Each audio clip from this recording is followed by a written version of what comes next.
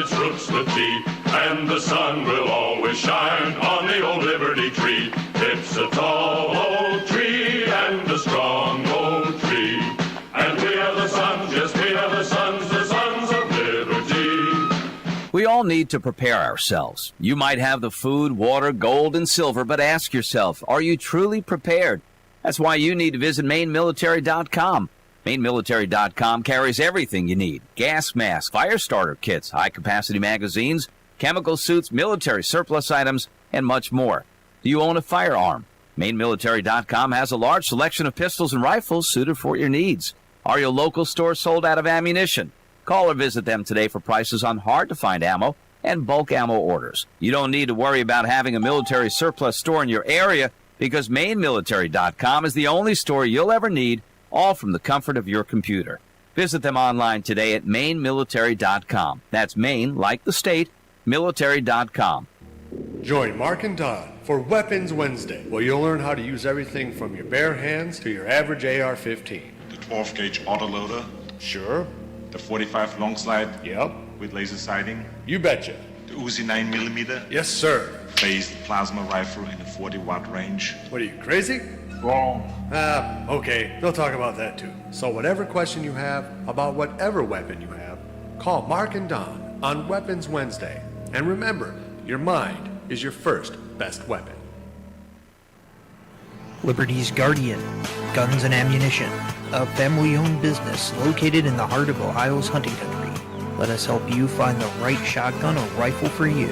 Or if you're looking for a pistol or concealed carry, we have a nice selection of compact and subcompact pistols for that too. Check out our website at www.libertiesguardian.com. That website again is www.libertiesguardian.com. Go to the website and check out our selection today.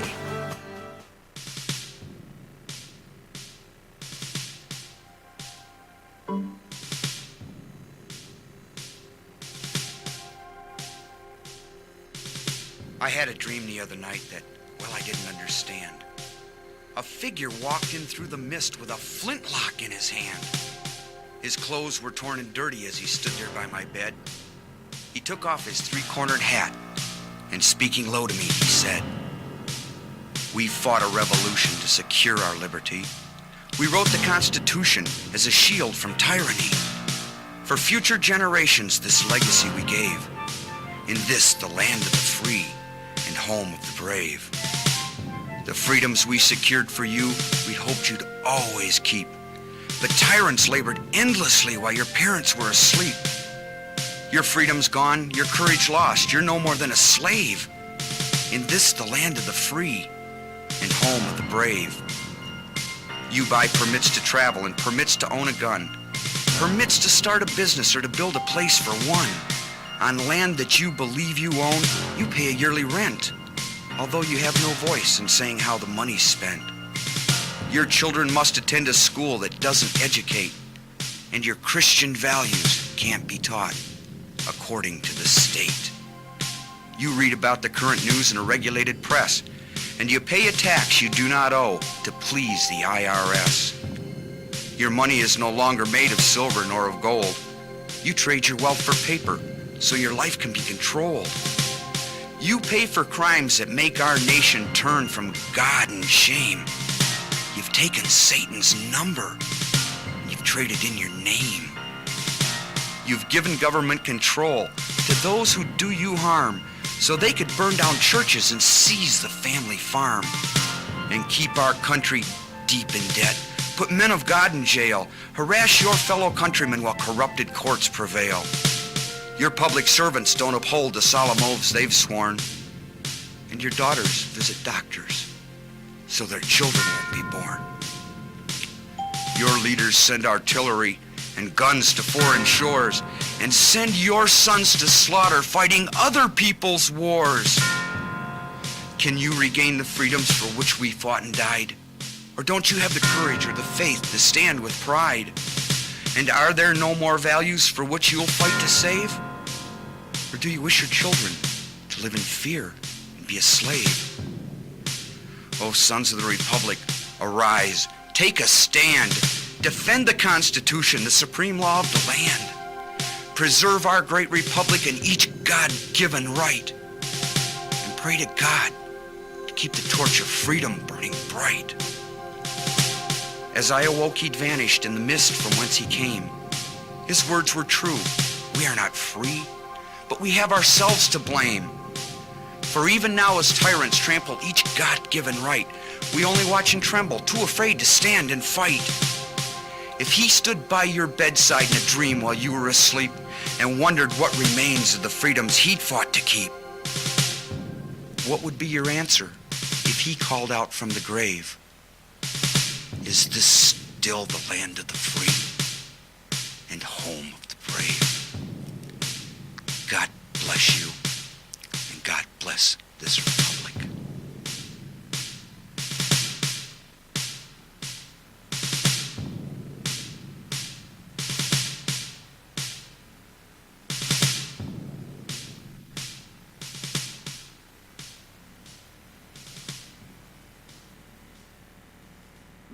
And good afternoon, ladies and gentlemen. This is the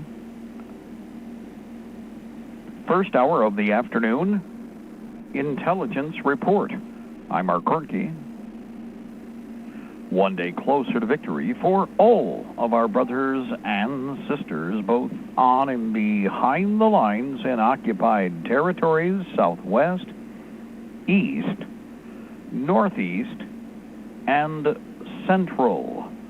Ladies and gentlemen, you were listening to us on Libertytreeradio.4mg.com, IndianaFreedomTalkRadio.com in memoriam, and we are on AM and FM micro stations, CB base stations, and Liberty Tree Radio via live broadcasting right now on our Liberty Tree Radio YouTube page. We're on UltraNet, Hallmark, and Golden Spike Technologies, east and west of the Mississippi, along with Alaska. Good afternoon to all of our friends out there in lower 49, which includes the great state of Jefferson, along with CONUS. That's the other 48, which the traditional 48. Along with the outlying two states, the territories, and the clock. Right now it is 5:06.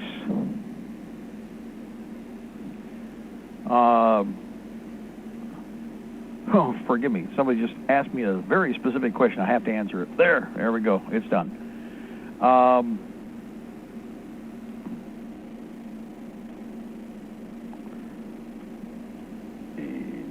Sorry about this, guys, but this is very important. Kevlar helmets, when you can get them for a great price, you grab all of them. We got a Kevlar helmet deal going.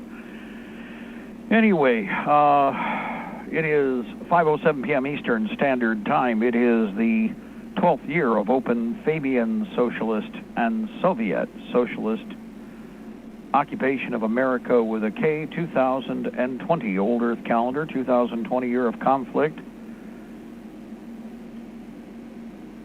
Year of betrayal, dance of swords. And as we know, there's no way we can get out of this fighting. I mean, it's just all there is to it. But one of the things that I'm going to point out here real quick, well, let's go through the two areas that obviously are biting you in the arse right now. Number one, free travel. Well, we know that's going to be taken care of. Of course, they're going to be trying to play police state once they plug in conflict against the American people. So checkpoints, regional, control, restriction of movement, even beyond what you have, which, by the way, right now puts you in your house.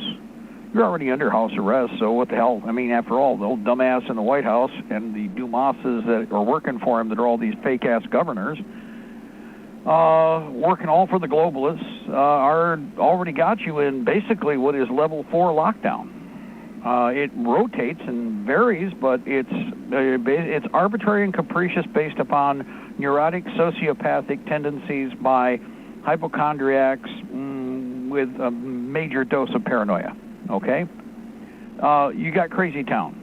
Congratulations, you're letting Crazy Town run your life. You're letting stupid and Crazy Town run your life. You're letting the child molesters, Chester the molester types, that are part of the he, she, it crowd / guppy / purple-haired, whatever Trotsky glasses wearing turd, telling you what to do. Time to shoot their ass out of that situation. We need to shoot our ass out of that situation, and that's going to happen, period. You're not going to get away from that. However, we have to have solutions. So a couple of things we need to look at. A is, obviously, communications and transportation. Those two need to be covered, and we've talked about that extensively for decades. It's one of those things that you have to have ready to go. How serious have you been? What have you accomplished? Number two is, let's go through one that you're really getting hit with is tied into the you need to be in, police state house arrest, is the medical system. How much of the medical system truly is essential to us? Most of what you're doing is through, again, a neurotic hypochondriac tendency to go to the doctor for everything. To the point where it's a great business, it's an industry, they have jacked the price and jacked the price and jacked the price, and progressively they've been taking more and more and more and more of your wealth with less and less and less benefit. In fact, it's been detrimental, okay? So let's think about something. In my generation, obviously, my children were all born in the hospital. My generation, mostly were born in the hospital, although, again, even my children's generation, a lot of their counterparts were home births, depending on where they were around the country and what their, what the life perspective was for the family that you might be dealing with. But let's go back to my parents. My parents, half and half. Half as many were born as home as would, say, be born in a hospital. In my grandparents' time, nobody was born in a hospital. Now let me give you an example of how I grew up. We'd be driving down through Ann Arbor, Michigan, and my dad would say, as we go by the house, that's where my mom was born. Or that's where your mom was born, like my mom. Yeah, that's where your mom was born right there, okay? Or that's where, Dad was born. And by the way, your Grandpa Cornky was born, we were on another street, some of the time, and your Grandpa Cornky was born on the second floor of that house right there. Now, that's family history. And it wasn't like, oh my God, they were born at home. It was, they were born at home. Your point? Oh my God, how could you do that? Pretty much everybody did. Now, here's another thing, and, we're really getting into this point where, number one, you have checkpoints now at the hospitals because somebody's going to try and contaminate you with a virus or give a false reading to lie about what condition you're in and what you've got and who you are, to try and sucker you into the scam, which is the medical industry that's raping this country right now and betraying us all because it's rife with communists who are pushing the agenda and internationalists along with Satanists. It's rife with. There's a big chunk of what's in the medical industry are perverts, just like the perverts you see, the purple hair types that are out on the street frothing at the mouth and tearing the country down. There's no difference. None whatsoever. They hate you. There's an arrogance level that is so phenomenal that we're at the point where you need to walk away from this. Now, there's a handful of things that may or may not extend your life that are useful or that are useful for operating in life, but again, here's one of the things that they've kind of shown you. A lot of people have wanted, like, the elective surgery for, they got a knee problem, they got a shoulder problem, whatever. I'm probably going to have some things fixed myself. Don't think I'm going into the hospital anytime soon, nor will I ever, unless I'm, like, wrapped around a tree or crash with one of our helicopters or something, and they end up having to take me because body parts are just folded so badly that, the special technology would be kind of useful. But that special technology interest in the hospital is a minority effect issue. In other words, if you peel off all of the detritus and all of the debris that they've created through the medical scam industry, you find out real quick that there's a good portion of what they're doing that you can survive without. Another one, broken bones. Let me give you an example, and I know some people are related to this. Well, it could be something really bad. Well, that's where we need to discuss the next phase in getting away from the medical industry, and that's we're going to have to rebuild it ourselves. Like everything else, you're at the point where freedom to do what you choose to do in your hands and with your person is going to be truly embraced, not this political hack, political correctness, vomitous crap where it's all the socialists demanding services for everything from sex changes to whatever because it's just so important that they have that. In other words, we're going to have to build to replace. And you're not going to miss much. To be quite honest, with the exception of the more specialized, I should say the doctors who are the pinnacle of, not all of them, but doctors, some who are the pinnacle of what would be needed to continue with body maintenance or improved maintenance in situations, there are very few doctors that would be worth keeping around.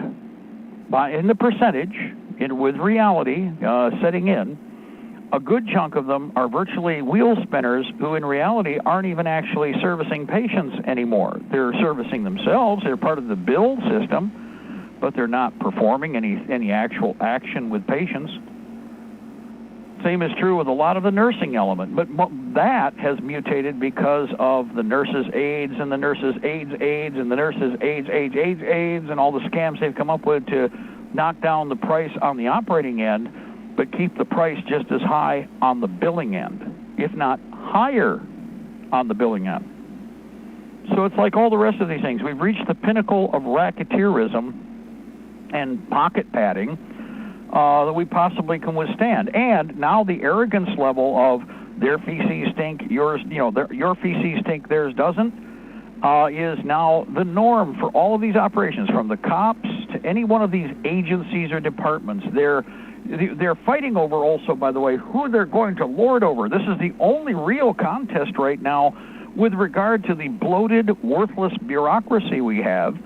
Is just like I've said, it's like ticketing with police departments, where you have some roads in this country where 4 and 5 departments are ticketing a stretch of 5 or 6 miles, and mostly because it's a choke point, so everybody can get picked off at one point or another.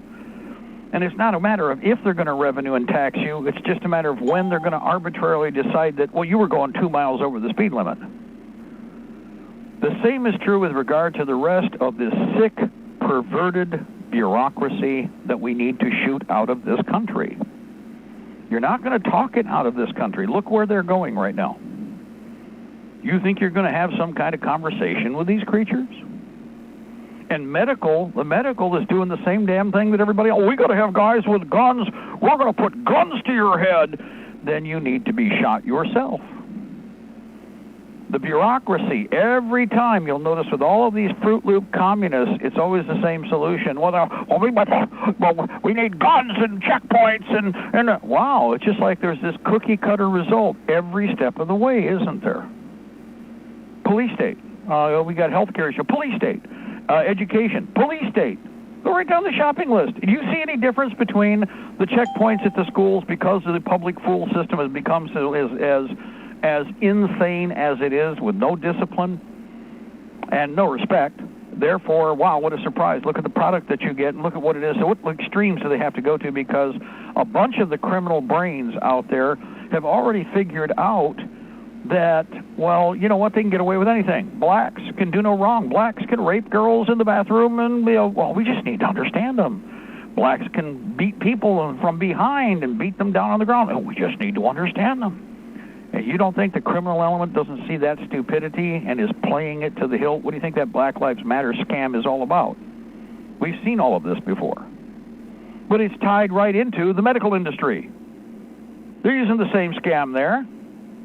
They're using the same scam with the whole damn bureaucracy. Oh, and by the way, you don't need to come in. I love some of these videos. You can't come into the county board or the township board meeting because of coronavirus, so they can get away with anything and be as scurrilous as they want to, and nobody can ask any questions or interfere with the new communist agenda. Because after all, the feds and the internationalists and the not just Soros types, there's a whole bunch of pigs from Haifa, Tel Aviv, and from the Jewish land of betrayal and wonder. They plop their ass all over the country here with federal money because Trump has made them the agents, and they're in here pissing on everybody's back and in your face while they're busy finding these little cliques of perverts and traitors to do the bidding on the bottom line end for them to sign off so that, the township gets $1 and the little kosher mafia trash that are pushing the money get 6, and it all goes overseas and leaves the country immediately. Get ready for the next stimulus package. It's going to be the exact same way. $7 trillion. $6 trillion going out of the country. Half of the next trillion going to whoever it is that wants to pocket it for their new mansions. And the last $500 billion barely divvied up, mostly going to be going to the blacks, the queer/LGBT dog bunny puppy guppy agenda, etc., etc. Oh, and by the way, some of you get some chump change that are the ones who work your ass off. But all the rest of the parasites, oh, they're first, people. The parasites are first. The parasites are absolutely first. And by the way, Walmart's one of the parasites. They're going to get the money first. Walmart, the parasite. All these big chain stores, as far as the ones that were, they stayed open no matter what. Yeah, because they were spit swappers with the regime and with the globalists and pushing this whole agenda, now pushing the cashless society agenda, which we're going to overlap into next, which has to do with currency. Do you understand currency? Currency isn't hard to understand. You just never were taught anything about currency. You didn't get anything in school. The public fool system is worthless for any working knowledge that you truly need to be able to understand and to actually stand as a free man or woman in this country. You didn't get jack squat. And if your teacher tried, your teacher got punished, probably got fired, or at the very least was chastised, castrated, and lobotomized, so that the next year that same teacher might have been a young hard charger. It could be an older teacher who actually knew what she was doing, and they got punished because they were teaching you something, and you're not supposed to know that. So with currency, well, you got to make the decision on this. How free or how much of a slave do you want to be? And currency, the idea of manipulation of money, is the key to understanding how they expect to enslave everyone. Anybody who is promoting a cashless society needs to be executed. Flat out. I'm not even thinking twice about it. Anybody in the machine that is promoting or is going to start flapping their yap about a cashless society is an enemy of the American people, period. Anybody who promotes a cashless society has the intention of utterly enslaving you and your children forever, and that person needs to die. Am I going to hesitate on that? Not at all. Why? Because if you understand the intent, and everybody talks about, Khrushchev said years ago, laughing about how they'd bring communism to you. Well, this part of, the national ID card, I mean, after all, how are you going to transfer digits? They're going to start telling you all about how you're going to have a standardized system for, the card that you have to carry. And by the way, blah, blah, blah, blah, blah, to do anything. Well, everybody say the mark of the beast. No, this is the same garbage we've seen. Communist Russia had this the whole time it was in operation. Well, it's the mark of the beast. It's like nothing we've ever seen. If you were never taught anything about how China works, and if you've never been taught about anything about how Russia worked, Communist Russia worked, then of course you're going to pull out of your arse the idea that this is like nothing ever seen before. If you were never educated, then you don't have a clue. Don't make a statement about how we're doomed.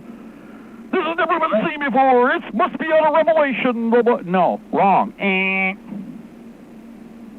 It's the same old garbage. By the way, going back to Roman times, how do you think? Let me ask everybody something. Here's a fun one for you. How did Rome hand out the dole? Now listen to what I just said. How did Rome hand out the dole? I will repeat again. These are words you should have in your vocabulary. Are you on the dole? Huh? Are you on the dole? You ever listen to any British? Here's what's cute. You see, your vocabulary has been changed. But what's funny is the English vocabulary has not. And for our English listeners, and our Irish listeners, and our Welsh listeners, and our Scotch listeners, you all know exactly what I mean when I said, how did they distribute the dole? Oh, wait a minute, you got a new fancier name for it. The scam sham welfare system. On the dole. Your parents remember it. Most of you, if you're really young, and maybe you're new listeners, you've never heard the term, at least not the way I just referred to it. Or you don't know what it meant. On the dole. How did Rome get to the point, by the way, exactly like you're seeing in the U.S., the limitations about how the Romans who were on the dole didn't have to pick, to get up off their dead ass and work, because Rome, basically handed out not just bread and circuses, but handed out currency, handed out, you could get on the dole and you could just rotate, do your own thing, and not free. Now there was things that were expected of you because you got on the dole, comrade. Oh, you see, you thought all that stuff was new. But how did that work? Anybody ever teach you that? Anybody ever see anything about that? We got a caller, I think. Who do we have? Hey, Mark, this is Carl in Virginia. Go ahead, Carl. What you got?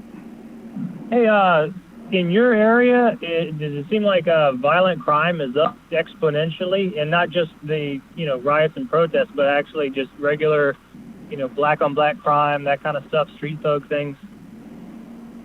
Well, in our area, because we're like away from Detroit, we're a county away from Detroit. I did see something really funny today. A phone operator, one of those phone drivers that are using the cell phone more than they're using the steering wheel. Just before we started the program, actually an hour before, plowed into a parked truck that was totally static on a road where the lane is 1.5 times, like it's almost half again the size of a regular lane on a road. And she still went off the road, plowed right into the back of a truck with half of her car. Then, while I went away and went around the corner and around the neighborhood, I heard the ka-tonk of the next car with the next cell phone operator ram into her. I guess there's an example of stupid exponential. It's like, oh, stupid. Oh, look, another stupid fell right in behind the other stupid. And it's before the ambulance or the fire trucks could get there. I thought that was fascinating. It's worth walking to a bar joke. Yeah. Well, the thing is, as far as Detroit goes, I'm sure. I'm sure that there is stuff going on.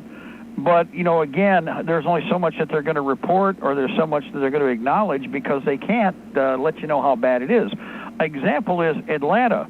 They finally sent the military down there, but how much have you seen about what's going on in Atlanta?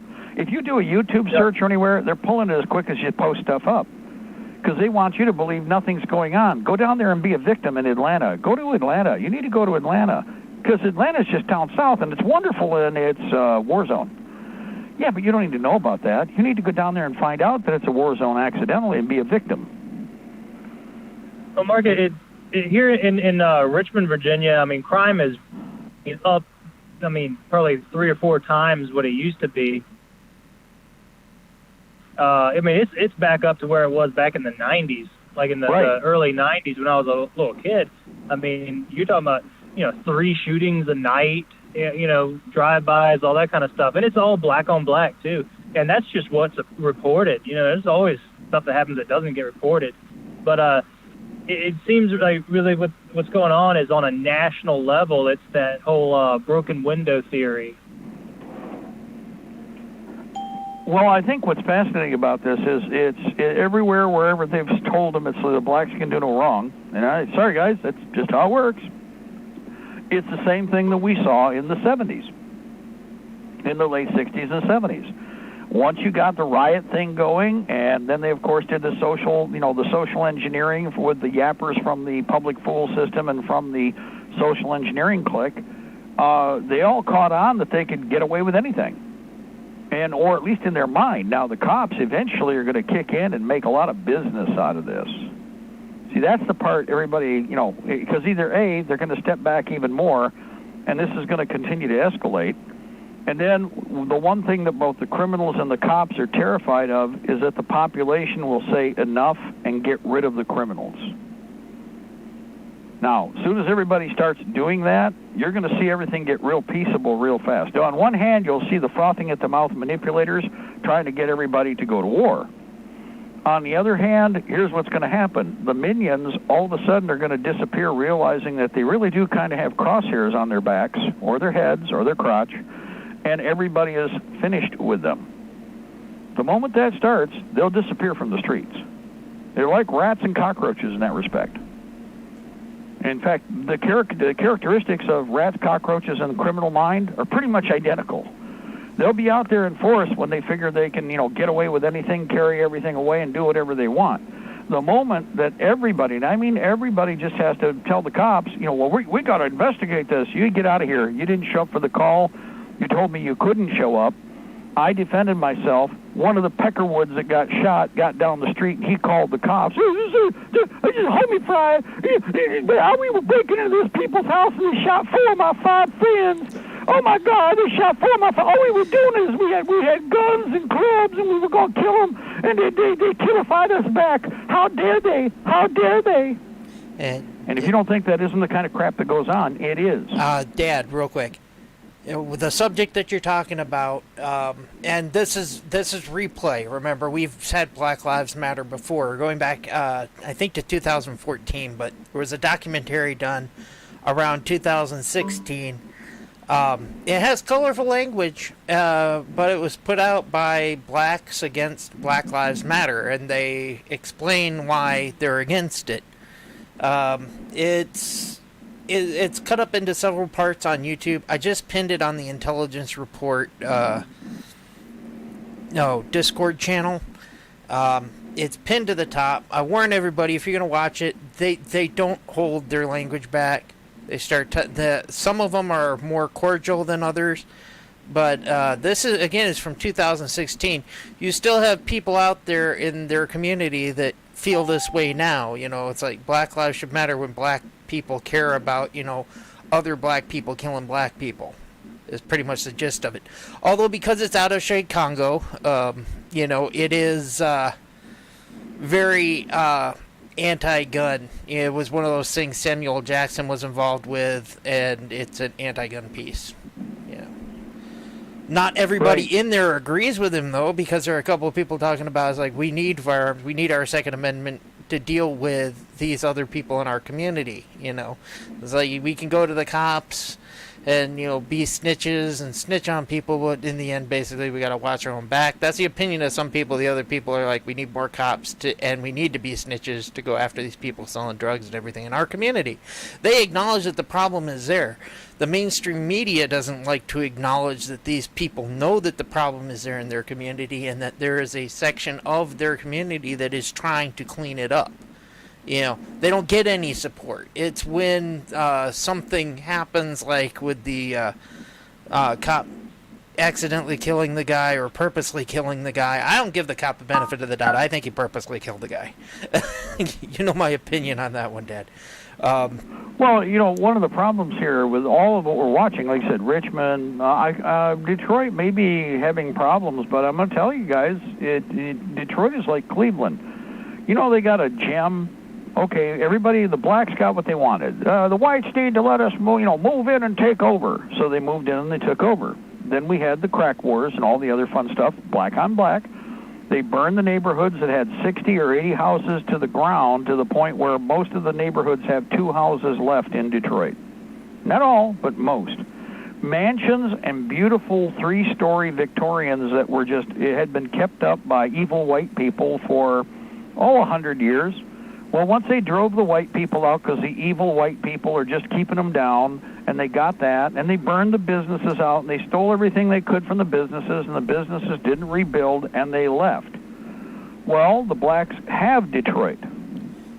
Now, the only reason that there's any money spent is because of federal bucket money that comes in, and or little pools of control where industry has, they got their own guns, they got their own thugs, they got their own control. Okay? That's also part of where this, they have insurance scam, comes from. It's okay to burn down the businesses, because that's a lot.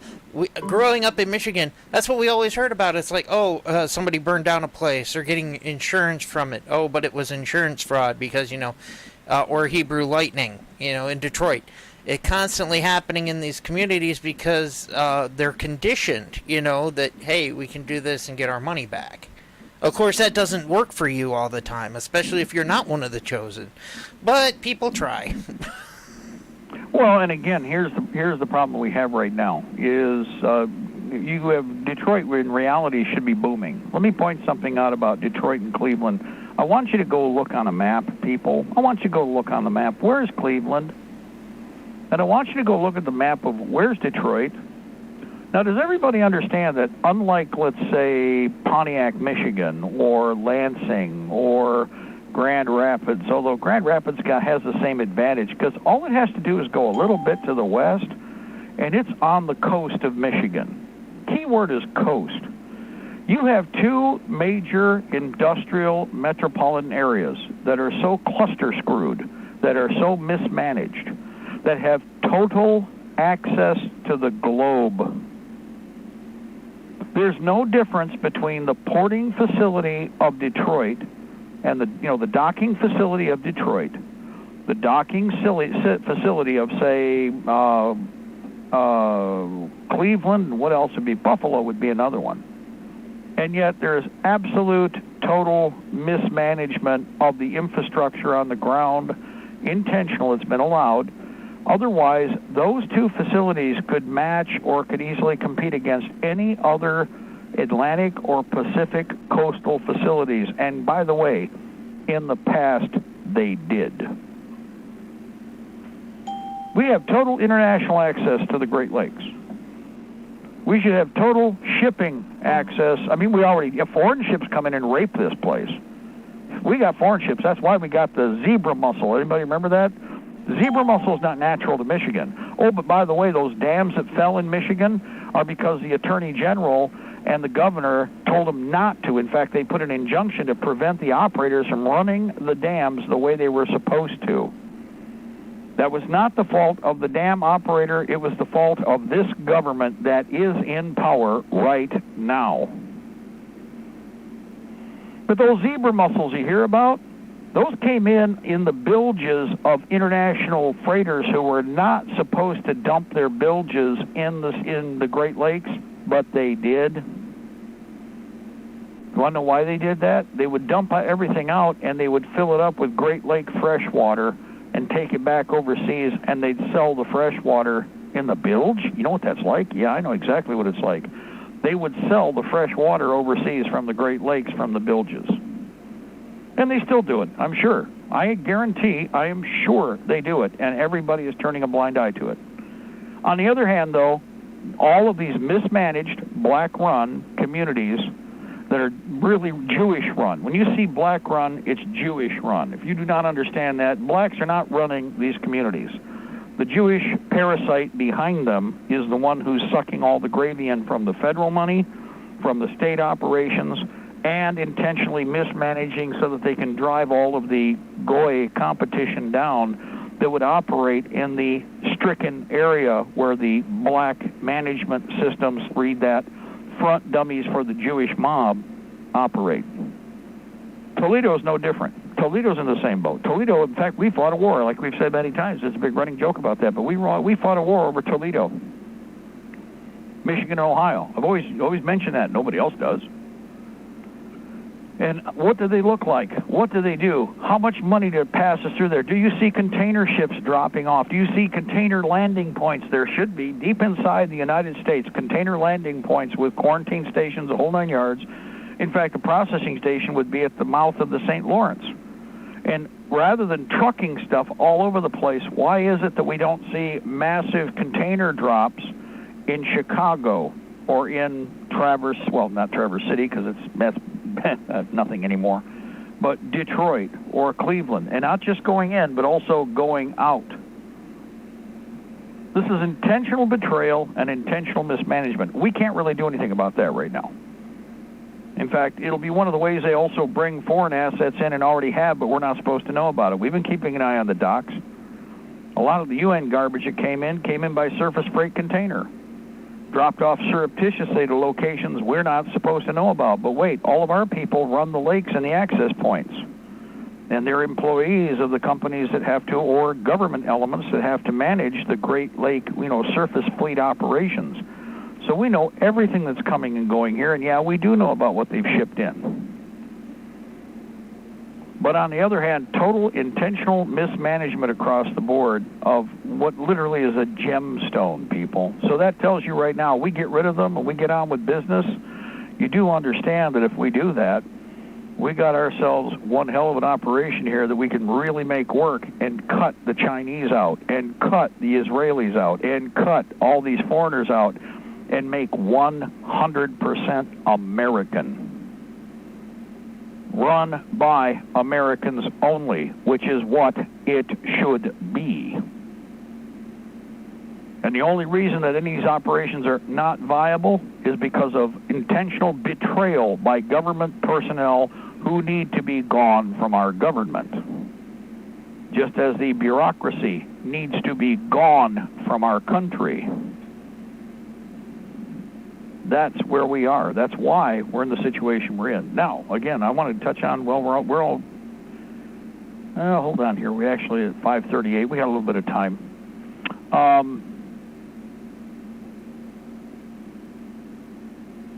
You know, I was trying to think. I had 2 or 3 songs I was thinking might work. But I got to dig them out, and I don't even know if they're even posted, so I'm going to have to track them down first before I, ask Ed. I've been looking for a couple of pieces, and I might be just off on the, on the band, but I'll work that out. Let's see.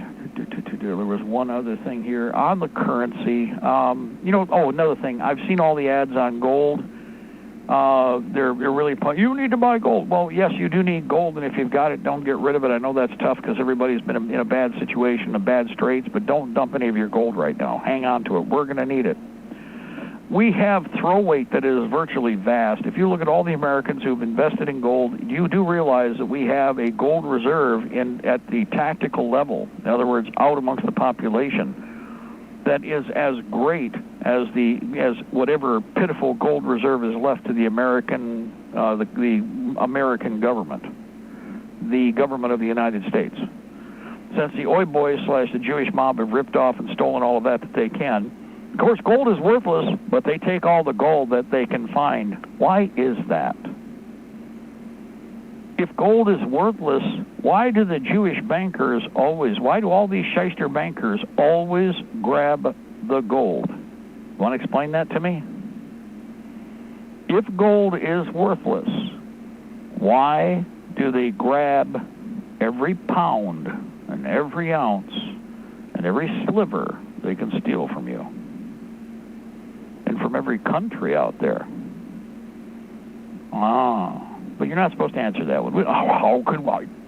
I don't know. It's just unanswerable. Yeah, it is. It's answerable because it's value. There is actual landed value there. There is tangible wealth there. That's why. And with that being the case, once again, we were discussing the whole idea of currency, so I'm going to go full circle back to that. You're going to have to determine value. You're going to have to also determine exchange rates. But that's part of where you are going to have to become adults. And, in fact, you're also going to all have to embrace a title that you already possess, but you have not been taught. You are already a banker. Oh, I know. For you, you've got the infantile image that you're the little kids over at the small table over off to the side during the family gathering. That's the image that they like to project, but in reality, every one of you has been demanded as an asset across the table from the banker counterpart, and as a banker, you sign away whole elements of your life across the table as an equal.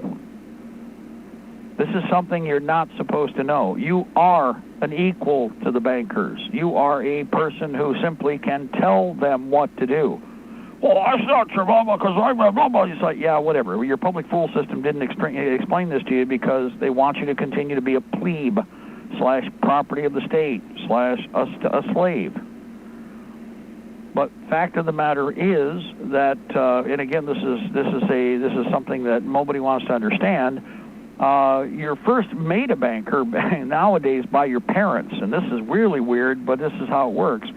When the doctor knows, when you take your child to that corporate medical that we told you earlier is the problem, understand that it is the obligation of the doctor under a punishment of $10,000 fine or 10 years in jail. Usually a combination of both is the threat. If they do not immediately get a corporate birth certificate / document of manufacture on that baby with a footprint, because it is monetized the moment it pops out of mom. There are stories that we've covered where people have said, no, I don't want a social security number for my child. I do not want a birth certificate. And they've got 3 or 4 doctors that rush in, and they're blocking the parents while they're scurrying around to get that footprint on that piece of paper so they can get that multi-million-dollar instrument in motion for the racketeers. The doctors that are in the birthing room know full well what the scam is. Now, let me point something out about this. How many people? First of all, well, everybody would know. Really? How would everybody know? How many hospitals are in the United States? And by the way, I'm going to ask you in the same breath, how many prisons are in the United States? So you can probably even go take a look and find a number off the internet right now. How many hospitals? Well, let's do it this way. How many birthing centers? Because remember, in a hospital, you usually have the women's hospital, which has a birthing center. How many birthing centers are in the United States? I mean, you can quickly find out how many execution points there are with Planned Parenthood / the abortion mill murder the baby program. And by the way, a number is very exact about birthing centers across the United States. How many are there? Now, when you find out how many birthing centers there are in the United States, understand something.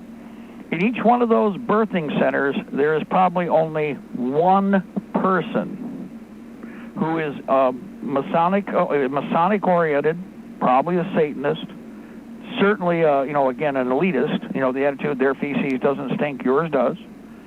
And that one person's job, or the 1, 2, or 3 people that do all of the administrative paperwork for the birth certificate, 3. 1 to 3, and probably in most cases I would have to say 1, with maybe one backup person just in case Molly or Dolly or Biff or Tim or whoever is going to take a vacation. But this is such a from the ring knocker perspective, this is such a critical thing to control that there's probably only one person who actually knows where and how to process the documents that have to go into the system to create the birth certificate bond. There's one, maybe 2, and at the most 3. Now, why did I mention prisons? Because prisons are no different, but let me give you an idea. There's the prison bond, the prison slave bond, which is no different from your birth certificate slave bond, your bondsman instrument, okay? Bondsman, Old Testament, remember, never be you do not want to be a bondsman. Well, wait a minute, what's that? Well, you're not supposed to ask because you've been stupefied. Your public fool system doesn't tell you what a bondsman is for obvious reasons because they've already made you one. Isn't that cool? That's really cool. So anyway, how many prison systems, how many state prisons? There's only one Fed, and there are only so many places. Think about this. Okay, let's do it in tiers. How many states are there in the Union? Well, there's 50, Mark. And don't forget there are a couple of territories.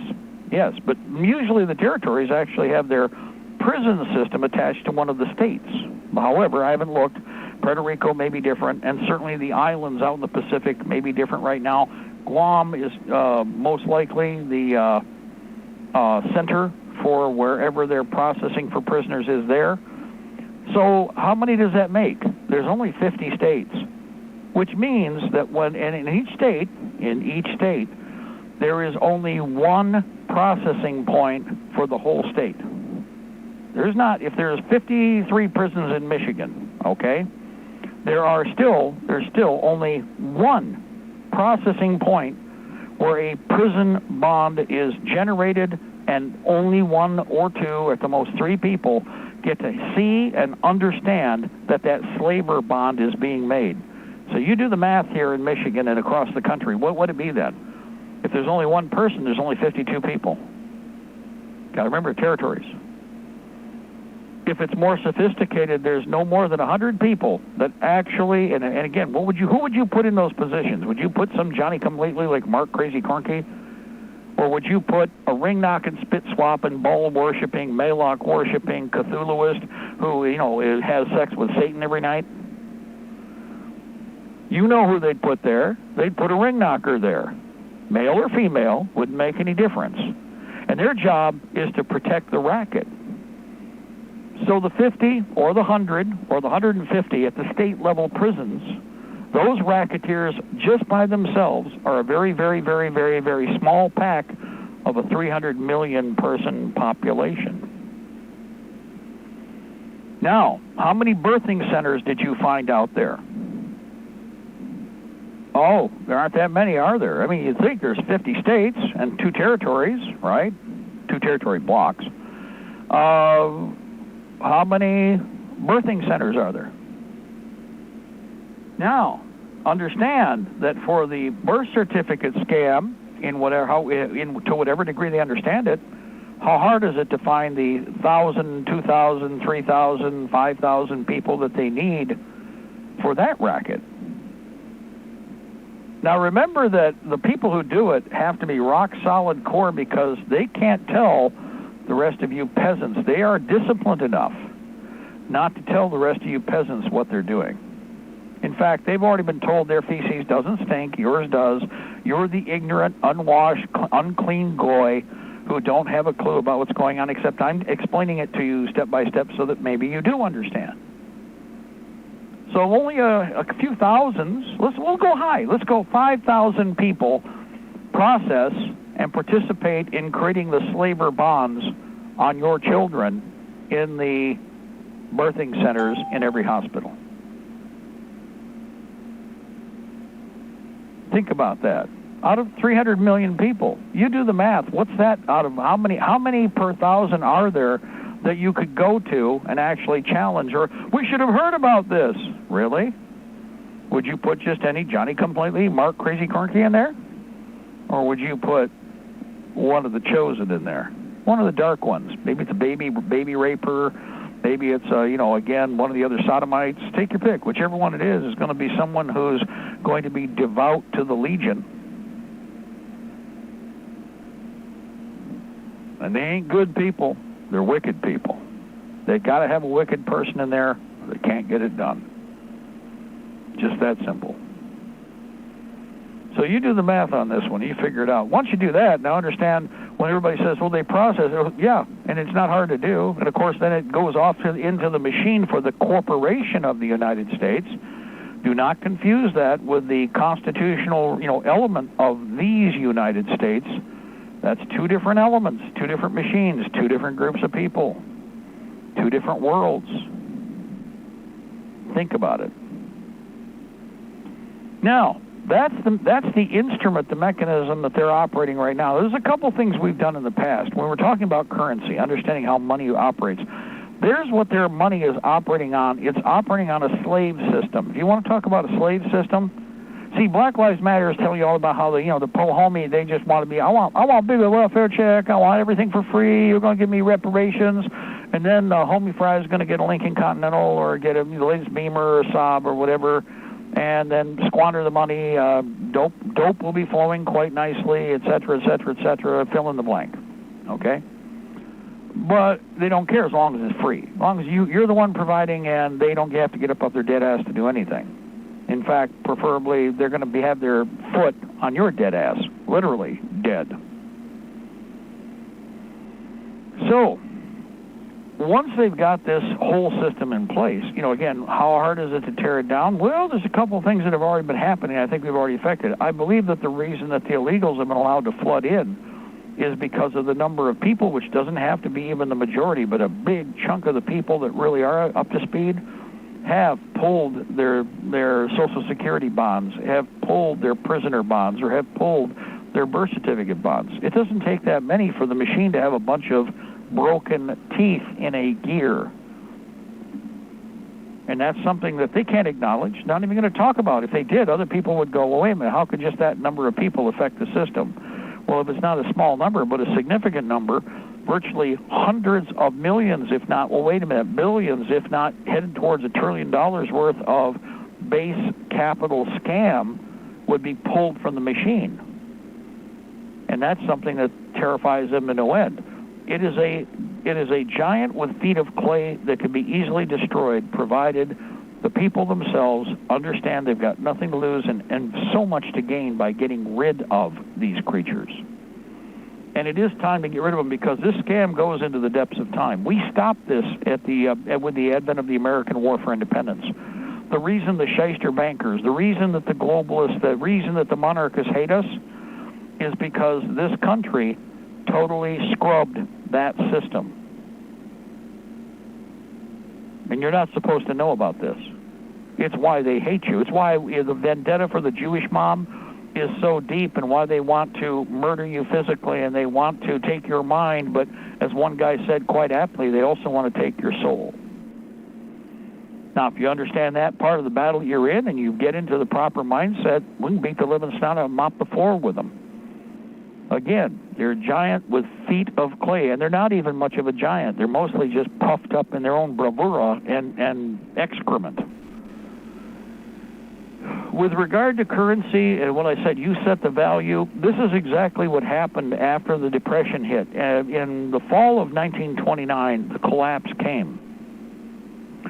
The toughest winter, although the others weren't any better as far as, in the long run for the next 2 or 3 years, they were somewhat better because everybody knew it was coming next winter. But the first winter, a lot of people got caught flat-footed or simply couldn't move fast enough because they thought they'd have more time and more warning. So when all of a sudden there was no cash supply and the Federal Reserve pulled the change and the small bills, like you see right now, which means this is a depression that we're in. You're just not supposed to figure it out. You're supposed to get caught stupefied and not have a clue. The difference is, before we get into the depression, we shoot their ass. We shoot their ass, we shoot their ass, we find every one of them, and we shoot their ass. Unlike the scam with the depression before, we have better working knowledge, we have history to demonstrate, we can't let it go any farther, we're going to end up in a war.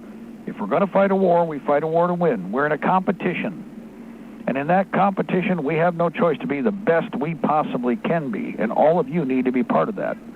Now, the currency is pretty straightforward. You can actually strike your own currency. The institution determines the value of the currency it produces. That's hard for everybody to wrap their brain around. It's like when we try to tell people about the straw man and about the birth certificate bond. Well, it's complicated. No, it's not. It is not complicated. That's the part that everybody, you've been told that there's got to be this big pile of spaghetti no matter what it is in front of you. That's part of wasting your life's time. That's part of the process of, again, ring knocker manipulation. You got to dance on one leg. Look what they're doing right now.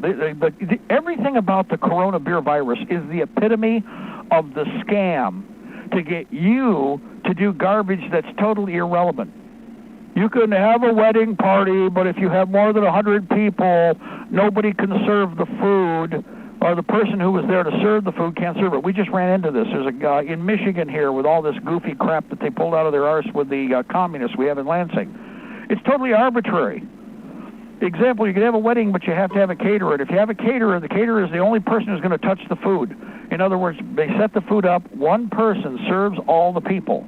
And they have a spoon, and a shield, and you serve the food out. But here's what they didn't tell everybody. If you have more than 100 people, the caterer can't serve the food. The caterer can't be there. The caterer has to leave. Well, wait a minute. Wasn't the whole purpose behind having the caterer so one person, no matter how many are there, would be the only one serving the food? Ergo, we wouldn't have communication or commutation with the instruments, blah, blah, blah, blah, blah. You can't dance. Can't have any dancing. All of this is jump on one leg, rub your tummy clockwise. Don't do it counterclockwise or it doesn't count. Pat your head, but pat your head 1, 2, 3, 1, 2, 1, 2, 3, 4, 5. If you do 5, 1, and 3, or 5, 3, and 1, then we will execute you. You know what I just described? You're doing what in communist China, and really no different with communist China later on, but in old China, traditional China, they used to do what was called the kowtow. See, under the rules, anybody could go to see the emperor, but you had to, in order to qualify to go see the emperor, you had to do this dance. And if during the process, even if it was just because you stumbled and you failed, you were executed. So you got to do the dance. The emperor got entertained because you're all sweating bullets, and this was to ask a question. But if you did it wrong, then they got to disembowel you, chop your head off, do whatever fun stuff they want to do to execute you because you didn't hop on one leg right, rub your tummy. Oh, does this sound familiar? Isn't this exactly what you're going through right now?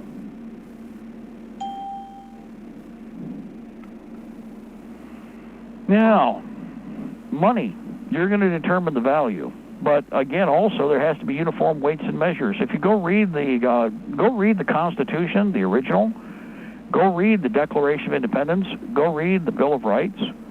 It's amazing how many things were covered in these instruments to basically help just create minimal good governance.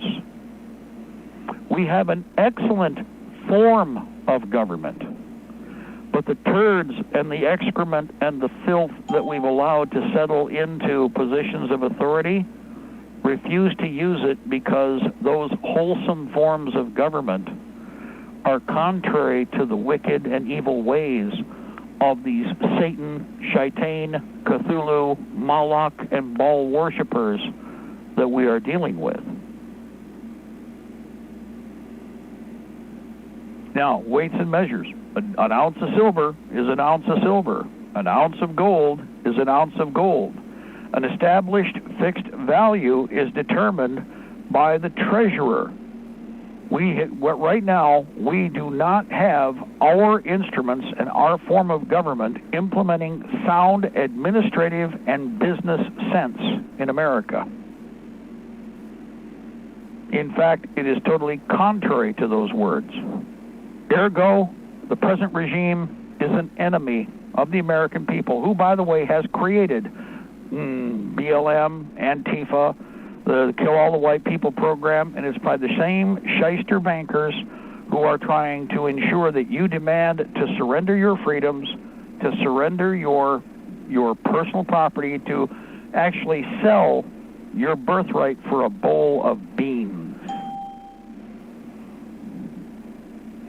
So you need to be able to understand currency, and you need to study currency, and not anybody discussing all of the flamboyant nonsense with all the extra spaghetti squiggles. It is very simple and very straightforward. The math is easy. Any American, well, most of the twits we got out there, the purple hairs on the street, no, they can't handle it because they want free. The blacks out there, they want free. Half of the asshats we got that they're importing from the Middle East or from Africa or from South America want free. I'm sure they do, but we're not given that anymore. The dole will be gone. We have to fight a war. The dole will be gone. A lot of people are going to be deported. They better get their ass back to where they came from, or we will ship their ass back to where they came from. That's policy. That has to be policy right now in preparation for what's coming down the road. We'll settle with all the other instruments and issues and governments that we have to deal with. And by the way, now here's something nobody's even talking about. Well, they are, but it's all totally corrupt right now. Is the Indian nations. They still have to be dealt with. We have contracts with them. Not the perverted, twisted garbage with all the leftist crap we're seeing right now and most of the drivel that's coming out of the bureaucracy out of Washington, but sound and just policies. The Indian nations still exist. They're still in play. Now, they're wholly corrupt. The Jewish mob gravitated, and all of a sudden Blatzenstein and Bloomberg are running the Jewish Indian nations. Oh, I'm sorry. It's supposed to be the Native American, fill in the blank, whatever the title is this week, the Indian nations, because that's what the contract says. May have a specific tribe name. That's what you're going to be focusing on because those tribe names, these sub-tribe names demonstrate the nations themselves. So that's what we need to be focusing on. We're going to have answers to that. We're going to have solutions, not just complaining about the problems. By the way, there's a lot of natural resources we have. If we need gold, somebody's going like, well, where do we get gold from? Guys, I'm going to point something out. If anybody were motivated right now, on the Huron River, I've even talked to people about this. Right now it would be cheap to do. But doing little light barges, using float boats, which is what these two kids did back in the 70s and 80s with the Hunt brothers. When the Hunt brothers jacked the price of gold, guys, they did barge and seine work right on the river, and the kids made $5-7 million in a matter of about a year. And that was with a half-assed operation, with a kind of commercial operation going. There's gold to be had all over this country. It's just, again, what working knowledge do you have? What do you know about geology? What's really been offered? How much has been made to disappear? Because if you have monopolies that want to control that, and if you have other not idiot sticks, wicked, evil, dark people who want to destroy your freedom, The last thing they want is for you to understand how to utilize, and in a safe and sane way, natural resources. We don't need to go overseas for the resource that we're talking about using. By the way, gold and silver, if we're using it, is totally sanitary. The electronic charge off gold and silver, why? I've said this many times, in the depths of time, gold and silver was chosen for a reason. Why? I think the ring knockers know, but you're not supposed to know. Something to think about. We're at the top. Oh, we're past the top, but it's our network. We own it, so we can do it. We need to go to break. For everybody out there, guys, got a little bit more on the currency issue, some of the ideas, things that need to be done, things that need to be accomplished. We went to stop at one of the little McDonald's here, and we got a whole handful of pennies that are all from the 40s and 50s. Somebody raided somebody's grandma's or grandpa's collection of coin, and we just got a bunch of really pristine pennies for change. They're not going to be spent. Let me give you a little hint. They're going away. And again, we should be hearing the music. We are at the top. www.libertytreeradio.4mg.com. If you want to listen in, by the way, if you're having a problem with one connect to another, go to Liberty Tree Radio on YouTube. We are broadcasting live, and the archives are there also. So if you want to re-listen to the program or share, you can go over to Liberty Tree Radio on YouTube. God bless our republic. Yes, to the New World Order, we shall prevail, ladies and gentlemen. The Emperor's on the run. We're on the march. We'll be back right here in a few minutes. Second hour coming up. It is Thursday, headed towards the weekend, but not quite. Not quite. Good night, Admiral!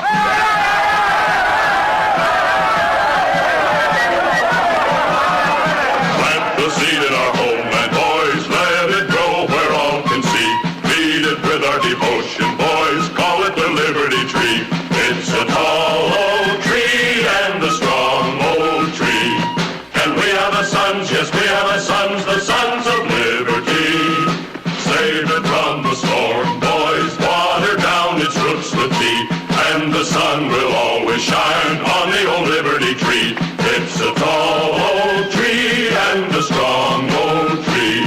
And we are the sons, yes, we are the sons of liberty. March along with the piper, boys, we were born forever free. Nice will pay the piper, boys, beneath the Liberty Tree. It's a tall old tree and a strong old tree. And we are the sons, yes, we are the sons of liberty. Pay the price they're asking, boys, always pay the tyrant's fee. Never give up the struggle, boys, fight for the Liberty Tree. It's a tall old tree and a strong old tree. And we are the sons, yes, we are the sons of liberty. Stand for the rights of man, boys, stand against all tyranny. Hang the lands of... We all need to prepare ourselves. You might have the food, water, gold, and silver, but ask yourself, are you truly prepared? That's why you need to visit MaineMilitary.com. MaineMilitary.com carries everything you need. Gas masks, fire starter kits, high-capacity magazines, chemical suits, military surplus items, and much more. Do you own a firearm? MaineMilitary.com has a large selection of pistols and rifles suited for your needs.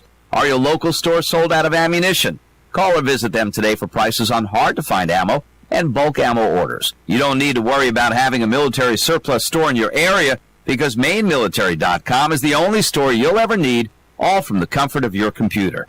Visit them online today at MaineMilitary.com. That's Maine, like the state, military.com. Join Mark and Don for Weapons Wednesday, where you'll learn how to use everything from your bare hands to your average AR-15. The 12-gauge autoloader. Sure. The 45 long slide. Yep. With laser sighting. You betcha. The Uzi 9mm. Yes, sir. Phased plasma rifle in the 40-watt range. What are you, crazy? Wrong.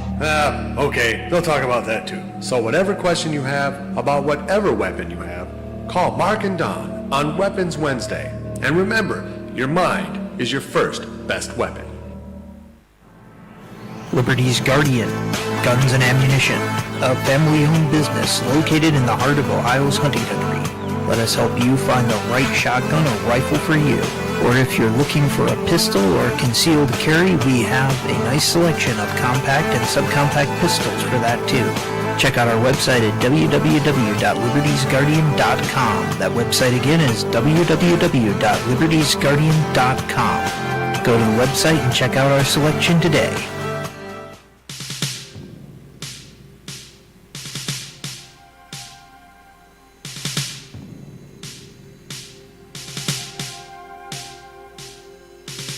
I had a dream the other night that, well, I didn't understand. A figure walked in through the mist with a flintlock in his hand. His clothes were torn and dirty as he stood there by my bed. He took off his three-cornered hat, and speaking low to me, he said, "We fought a revolution to secure our liberty. We wrote the Constitution as a shield from tyranny.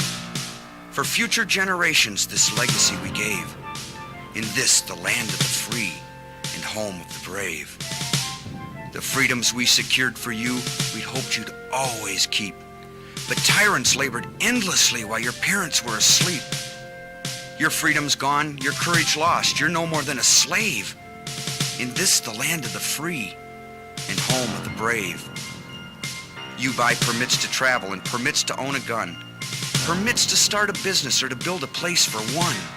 On land that you believe you own, you pay a yearly rent, although you have no voice in saying how the money's spent. Your children must attend a school that doesn't educate, and your Christian values can't be taught according to the state. You read about the current news in a regulated press, and you pay a tax you do not owe to please the IRS. Your money is no longer made of silver nor of gold. You trade your wealth for paper, so your life can be controlled. You pay for crimes that make our nation turn from God and shame. You've taken Satan's number. You've traded in your name. You've given government control to those who do you harm, so they could burn down churches and seize the family farm, and keep our country deep in debt, put men of God in jail, harass your fellow countrymen while corrupted courts prevail. Your public servants don't uphold the solemn oaths they've sworn, and your daughters visit doctors so their children won't be born. Your leaders send artillery and guns to foreign shores and send your sons to slaughter fighting other people's wars. Can you regain the freedoms for which we fought and died? Or don't you have the courage or the faith to stand with pride? And are there no more values for which you'll fight to save? Or do you wish your children to live in fear and be a slave? Oh, sons of the Republic, arise, take a stand. Defend the Constitution, the supreme law of the land. Preserve our great republic and each God-given right. And pray to God to keep the torch of freedom burning bright. As I awoke, he'd vanished in the mist from whence he came. His words were true. We are not free, but we have ourselves to blame. For even now as tyrants trample each God-given right, we only watch and tremble, too afraid to stand and fight. If he stood by your bedside in a dream while you were asleep and wondered what remains of the freedoms he'd fought to keep, what would be your answer if he called out from the grave? Is this still the land of the free and home of the brave? God bless you, and God bless this republic.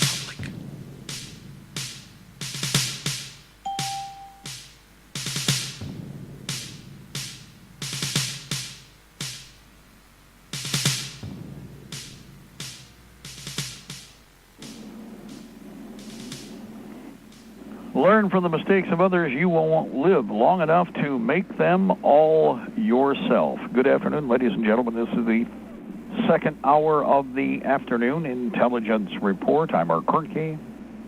One day closer to victory for all of our brothers and sisters, both on and behind the lines in occupied territories, southwest, east, northeast, and central. Ladies and gentlemen, you were listening to us on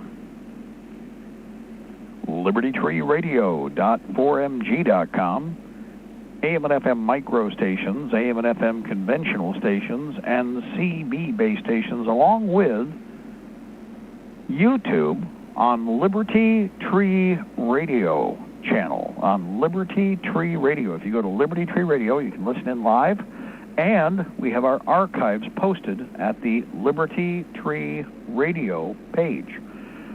Go to the Liberty Tree Radio channel there, and at the top of the page, you'll see a scroll sideways. Take you right back through everything we've been doing, and Edward has been accumulating there and working with another system. Also on UltraNet, Hallmark and Golden Spike Technologies, east and west of the Mississippi, along with Alaska. Good afternoon and evening to our friends around the clock, midday, midnight, or 6:14 p.m. Eastern Standard Time. It's Thursday. It is the 16th of July. It is the 12th year of Open Fabian, Socialist, and Soviet Socialist occupation of America with a K. 2020, Old Earth Calendar, 2020. The Dance of Swords. War is inevitable. You better be preparing for it. In fact, don't tell me you're going to get caught flat-footed unless you are totally stupid. Now, if you could do nothing else, food and ammunition, but food and water for sure, everybody can handle that. And as far as what food direction you choose to go, everything is good. Don't fight with somebody over, no, you should do this, no, you should do that. No, whatever anybody gets in their mind. I liken it this way, okay? If you've got somebody who says, well, I'm putting food away. Well, I'm doing this. And, you know, you don't like what they're doing. Just say, hey, well, that's good, but try doing, in addition, do some of this. Do not stop them from however they are preparing if they are buying food. Why? Well, it's real simple, because at least they're doing something.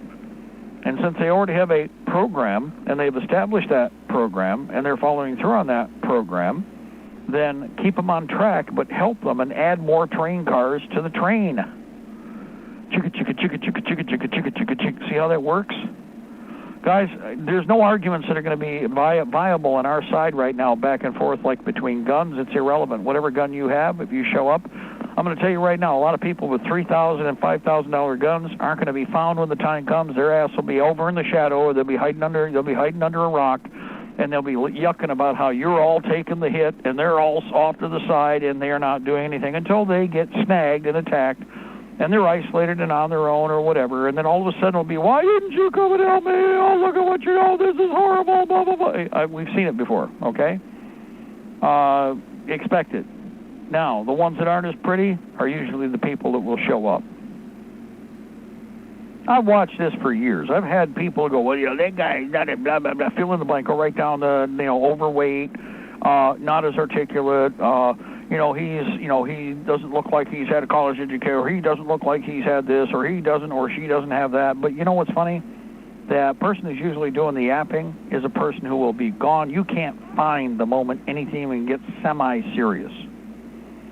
The person that they're yapping about is there every day, every time something needs to be done, has been there whenever there's been an event and somebody's needed help, and has been there when there's been a standoff, and has had no problem blinking or even thinking twice about standing on the line shoulder to shoulder with you, ready to fight.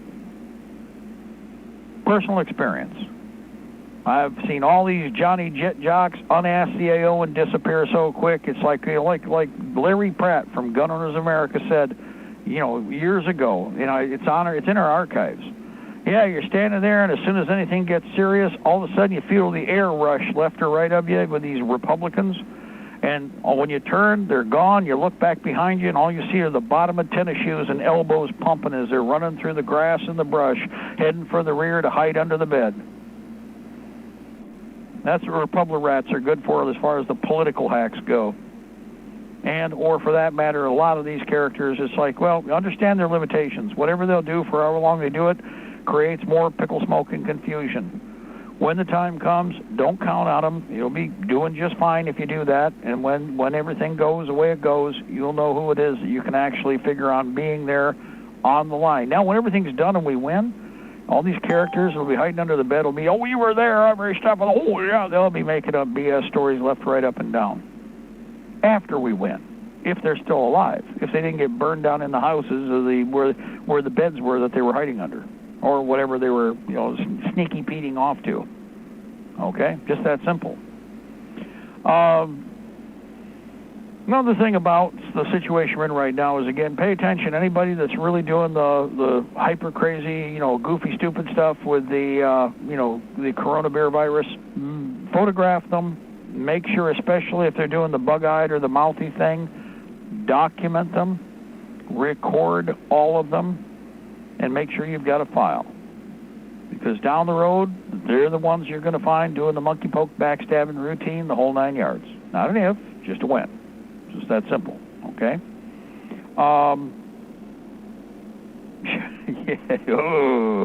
Yeah, I know. There's a couple of injuries I wouldn't want, but might still end up with some days, so I better be ready for them.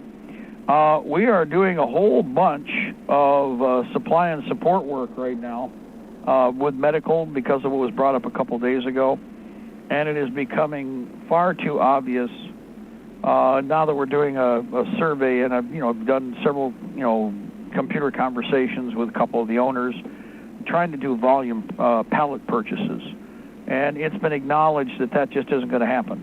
Okay, the material in the inventory simply is not there, not in any good quantities at the jobber end. The system is in the same boat across the board, just like we're seeing with all the rest of the inventory. There's a total depletion at the jobber, at the import, jobber, or manufacturer end. There is a pulse of a little bit of pile up only because of, again, the hesitation in, product movement.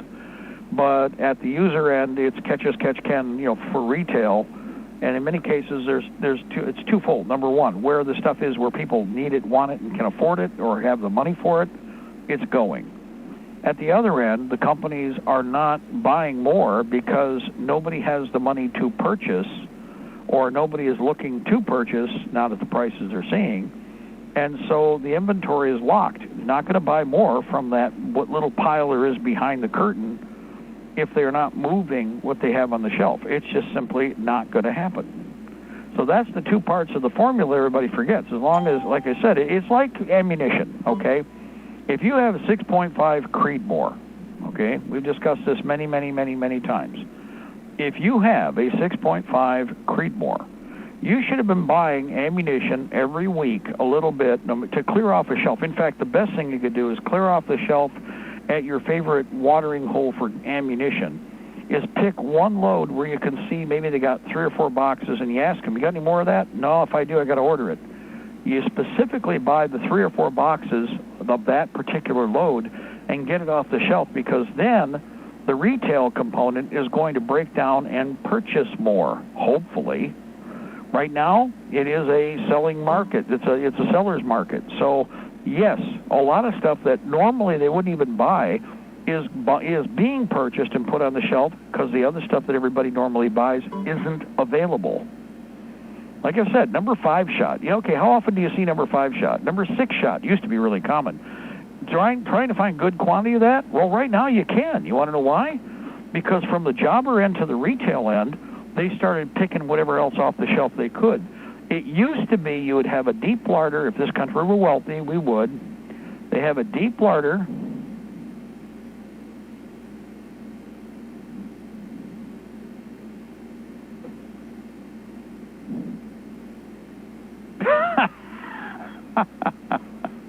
Good. You have a deep larder, and you would have a variety of items on the retail shelf because we are wealthy. The reason things are the way they are is because we're not wealthy. The situation itself, we are not. It's not. What they try to claim and what in reality is going on are two different worlds. Okay. So anyway, the medical is in the same boat. Basically, it's in the same situation. Now, one of the other reasons for that is, again, also manufacturing dominance from outside the country and how much is actually being pushed our way. I've been talking to the manufacturers overseas, and I've gotten, I think, the 6th response about questions I didn't even ask because they're trying desperately to get me to do some business, right? And I've noticed with both medical supplies, transportation components, and in uniforms and gear, if all else fails, if we could put the wherewithal together, and there's a couple militia units here that can do it, we might buy 3, 4, or 10,000 uniforms from overseas, because uniform pants especially are the shortage item. And yes, the more you buy, the cheaper it is. The problem is not the cost of the manufactured component. It is the ludicrous shipping prices that they're trying to tag on to the system from the import volume end. That's where it's killing the sales. And so far, I don't see any relief in it. And part of this is because you would think that they'd be doing surface freight.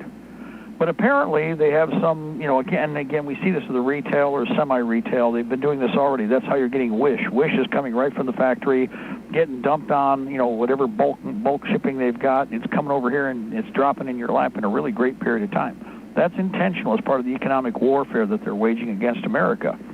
But it is interesting when we get up to the other end of the business where you're talking thousands, tens of thousands, or maybe even 100,000 units. We're not seeing relief in shipping. In fact, just the reverse. That's what is hindering sales. It's why a lot of the clothing, and I pointed this out like in military clothing, man, the stuff is expensive now. Yeah, well, it's because of the formula China's using with regard to their exporting what they produce. And you're seeing the end result, $60, $50, $70, $80, $100 for uniforms and equipment that aren't really any better built than anything that we've had before. In fact, they should be cheaper. Instead, the market is charging what it can bear, what the market not only will bear, but can't even withstand. I mean, can't even endure. So we now have a situation where, well, go take a look at the sticker shock. All I have to do is take a look at the sticker shock. You tell me. Everybody is asking me the same thing. I have many, many emails here from you guys that are listening. Because of the whole process of, going through the system and trying to find anything affordable. The closer it is to the ground, the more expensive it is. Okay? Yeah. Which is cool. So, for everybody, again, just a heads up, this is one of the other things you're going to need to overcome, which is why manufacturing, especially base component production. We aren't just doing machine shops, we're building foundries. We have to be able to create the raw material. See, the other side figures that we haven't figured this out. I've discussed this with everybody, not only making, clothes, but you're going to have to end up making the cloth. So what do we have in the way of hardware, mechanical technology, etc.? What is it that is available, if anything, at this time? Something to think about there. So we're working on it, but we shouldn't be the only ones. You're all the same 24 hours in the day I have, and I got enough irons in the fire as it is. But if you want to look to the future, we're looking for cloth manufacturing, low-end, simplest technologies, as in older earth technologies, for the purpose of building the basics back up.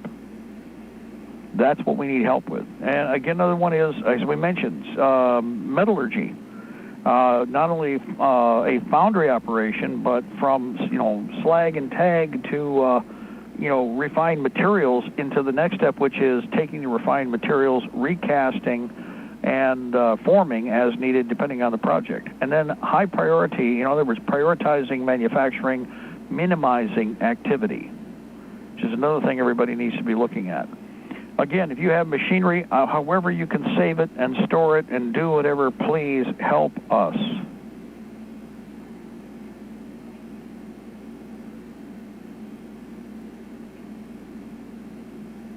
Yeah, again, yes. Micro foundries are fine. In fact, guys, I've mentioned this many times. Go over to YouTube. Take a look at some of the stuff that's being done right now, because I'd rather have 1 million micro foundries than 1,000 core foundries. I'd rather have, we need our manufacturing at the tactical level, so to speak, at the lowest level possible so that it is dispersed. Remember, there's certain things. Example, if I was making an RPG-7 round, if you rethink and think RPG-7 the way you would Sten gun, then making RPG-7 rounds isn't that complicated, and in fact, reliability is pretty high. Standardization on components is easy, and it can be produced in 100 or 1,000 lesser production points or sites brought together, and final manufacturing or final assembly could even be on the float, could be in many different locations. But the fact of the matter is that small unit production for anything that we need, by the way, widgets just for everyday life, because weapons only go so far. What we need is to be able to replace all of the ideas, the things that we've made modular or we've made single piece today. We need to make them component manufacture now, so they can be done from smaller pieces, assembled, and we can make a refrigerator. We can make a stove. There's no reason not to. We could build, there isn't anything that we're talking about here. Anything in your house that you see, we can build. In fact, if we step back and throw out most of the, what is basically now this modular, one-piece cast-out throwaway idea, and we go back to, the modular rebuildable concept, then we've got a totally different situation. I mean, you can upgrade. The basic unit wouldn't change, but the core components would, depending upon availability and how we might have to change what we produce and, what we do with it in the long run. But to make it work longer, in other words, it's not going to be a castaway throwaway item, the whole final product. Instead, you build with the ability to rebuild. In fact, even rebuild, but with a totally different subsystem. We need to be thinking variable geometry construction. I've mentioned this. We already do this. We build what we call the Victor II and the Victor III light armored reconnaissance vehicle. If you wonder what it looks like, go look at the M114. Now, we don't crank out. We don't have a big production line, but we have a progressive line that presently is building these. We build from scratch. Now, the components are pirated from a number of different technologies already off the shelf. But one of the things I explained to everybody, and it's been incorporated into the Victor II and Victor III designs, is, again, a variable geometry modular roof, so that whatever weapon system we capture from the other side can be dropped onto the carriage like a tooth, like you're inserting a tooth into a gum. In fact, that should be how you're thinking about engines. In fact, let me put it this way. Which would you rather have if the shit hits the fan right now? A very system-specific modern vehicle with 25,000 sub-circuits on it that will not be replaceable down the road, or a Jeep Wagoneer that could take any engine, or a Jeep CJ5 for that matter, which, by the way, I've always joked about that one because a friend of mine had one. But you can put any engine under the hood you want. Any engine, Ford, GM, Chrysler, Toyota, what do you got? We can adapt it and throw it on. It'll go. Which would be more useful to us in the long haul? How should we be thinking with regard to what we have sitting before us? And by the way, let me point something out. We have a lot of tractors and older equipment laying around out there, don't we? Smaller stuff that's not as impressive. A lot of that smaller stuff, those engines would drop right into a drivetrain for an automobile going down the road. Everybody goes, what? Well, yeah, why not? Now, think about this. If we were to actually come up with an automotive cycle for the United States, an automotive production system, would we duplicate the existing junk that we've got under the hood? Or would it be smart to pick another era and actually embrace what basically is within our realm of production, and then crank the living squat out of one model and just make it to the point where you flood the system with it, because that's what we need for wartime? Wouldn't that make more sense? Now, by the way, there's a lot of stuff you can cannibalize off of your enemy's, systems that you can utilize. Example, the perishables first, tires, batteries, things of that nature. But there's a lot of other components that can be scavenged off and, in fact, repurposed depending upon the situation. The example is the wiring harnesses that we use for the M114 copies, the Victor II, is to a degree, a certain number were the original wiring harnesses off the M114. Somebody's asking, what's the difference between a Victor II and an M114? Two things. Number one, we changed the front glacis, the lower glacis, so that we don't bottom out. And then one of the things we added, and we do add to our M114s that we do have, we have a number of them in the fleet, we put a chin roller on the vehicle just like on a half-track. A little lower than it would, because of the 114, the way it's built. You You guys got to go look at it. I'm talking on the radio. I can't show you a picture. But if you understand the nature of the M114, nice little package, tight, easy to work with. You can mount everything on it, including the biggest tank busters of the present, tank busters that can even knock out any main battle tank. You capture a tow system. You could drop it right on an M114, recoilless rifles, chain guns, whatever you got. Originally, the M114 actually carried a 20-millimeter remote control operated cannon. Germans used it primarily, but the Americans had it too. In fact, the last M114 unit I was with, that I trained with, was up Fort Knox, and they had a section of 5 left with a 20-millimeter German Gauss gun on it. And you know what? They were a kick butt. They were still a neat little vehicle. They had other issues. They had mostly it was ditching issues because again they had a shallow track. But otherwise, and for the most part, if you had a driver actually knew what he was doing and wasn't drunked up or doped up, they worked just fine. Back in the 70s and 80s, you had all kinds of things that could happen. So remember, getting cross-eyed, drunked up, or doped up wasn't unusual. And for that reason, again, you might not want Bob behind the stick that day because, well, he's not having a good day. So somebody else is going to be the driver and use their eyes and ears and pay attention. Anyway, we have a lot of other considerations here right now. Organize, first of all, again, we're at the bottom of the hour. Organize, arm, equip, and train as militia. Establish a 510 program in your area of operation. What is a 510 program? It's the ability to outfit a 5-man fire team or a 10-man squad, top to bottom. You personally should be able to do that. I just got a bunch of free stuff here before we started the program, about 3 or 4, I don't like black, but black is what you get, the free backpacks, a number of other pieces of tiny equipment that are going to go over into the useful package category with the 510 program. So you can always keep collecting. But a 510 program, each of you, all of you, it's not just one group in the county making a 5-man fire team or 10-man squad storage, supply system.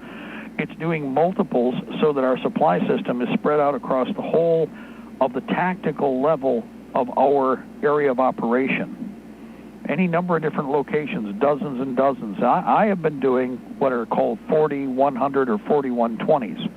I can outfit a platoon of 40 men or a company of 120, take them to one location or 3 locations, because usually the pod carries enough for one platoon. I walk in, take 40 men to that location. When they come back, they look like combat infantry militia.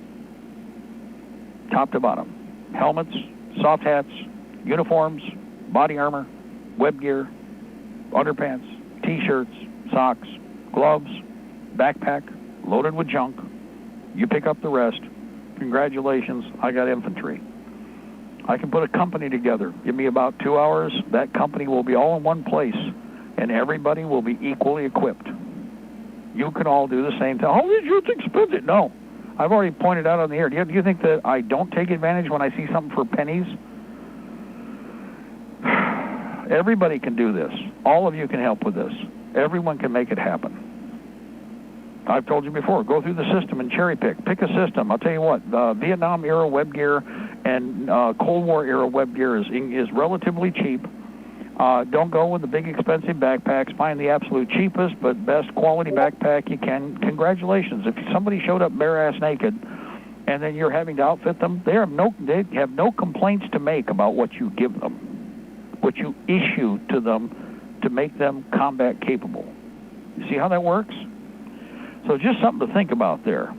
Again, all of you, come up with a system. There's Austrian, German, Russian, Romanian, Hungarian. There's some China junk out there. There's all kinds of American surplus. You can put a TA-56, TA-90 set together cheap. You can do the Granada pockets. It depends on the weapon you're standardized on, because the other part about the 510 program is that you're also 5 shotguns, 5 rifles, 5 something that goes boom, for a 5-man fire team, so you outfit them top to bottom. They got combat gear. The gear matches the weapons. Congratulations. When they go into the field, they're ready to fight. That's the next step. Now, some of you may not be able to do the weapons part, but I know some of you that can do almost what I'm talking about with a platoon, where 40 men could walk in. 40 men are handed SKSs, and they walk out with all the rest of the trimmings and ammo and gear. Guys, we bought them cheap back in the day. Same with you NAGOT operators. Remember, not too long ago, you were buying NAGOTs for $69 and $90 a piece. How much do they go for right now? $300, $350, $400? That's within a very short period of time of listening to this program. You could dump one of those rifles and pay for 5 of them you're going to keep. Or 4. Who cares? Either way, you're going to sell one gun if you wanted to do that, and pay for all the rest. Go, look, honey, here's a $600 back, or $500 back, or $300 back. That pays for that rifle, that rifle, that rifle, and all that ammunition there, and there you go. If you listen to Uncle Mark when we told you to do that, right now, pretty well do what you want. This is a seller's market right now. How many of you remember when I told you last year when these kits were $240, $250, $260? If a bunch of you did what I was saying, just keep investing in them. You could walk one out and put it out for $400, and it's gone so fast to make your head swim. A kit. I don't think you have to buy the little receiver. I'm just talking a kit, like from Palmetto. You do realize you can put it out for $425, $400. It'll be like spit on a griddle right now. Gone. Because the kit you'd be offering would have everything there except for the lower receiver. All these kits that they're putting out in like CDNN, they're missing the bolt carrier and the charging handle, and in some cases even the internal parts. Some have everything but don't have the barrel and don't have a lower receiver. But for $260 and $240 last year, and a little cheaper if you bought some of those Deltons, you can turn around and drop a couple of those and go, look, dear, we have all the cash we need now to buy all that food if we can find it. But at least we can buy some food now with the profit we made off of one kit out of the 10 you kept. Do you see how that works? Now, the same is true with coin and such. Right now, people are doing some really bizarre things, but we're seeing collectible coins pop up, and I'm not surprised. Some people will be stealing Grandma's, change bucket. There's all kinds of things going to happen. You can't stop that, so here's how it works. Preserve what you can and save it. We're talking copper pennies. You especially prioritize on copper pennies. By the way, we were talking about currency, and forgive me, I could get into so many details, but copper pennies will be worth more in exchange than, say, the zinc copper-plated pennies, wouldn't they? Do you know your currency? Are you an entrepreneur of money? Are you an entrepreneur of wealth? Or are you an amateur that wants to be a sucker for whatever it is that happens next? I don't think you all want to be an amateur for whatever it is they try to sucker us with next. Our plan is to have a plan and then stick to it. So, again, we got a lot of work to do. Coin and currency, all of the coin, whenever we can, need to snag it up, need to make sure it's put away. We're not spending it for the sake of the enemy. We're keeping it for when we are going to be creating an American economy and not using theirs. Because your enemy is planning on trying to kill you and trying to destroy the American economy and push the global agenda. The globalists are going to have to die. We're not going to put up with them. We're not going to have anything to do with them. We're not dealing with them. They're going to be gone. Just that simple. And everybody needs to have a plan for that in your area. You know who your globalists are? You know who the characters are that are working with those foreign countries that want to try and screw America and throw the international bankers as overlords and gods over your children? By the way, Trump is, of course, playing we got to get the kids back to school. I'm going to tell you again something that I have said a million times on the air here recently. Only an idiot, an incompetent, or a fool would take their children to the public school system coming up this fall.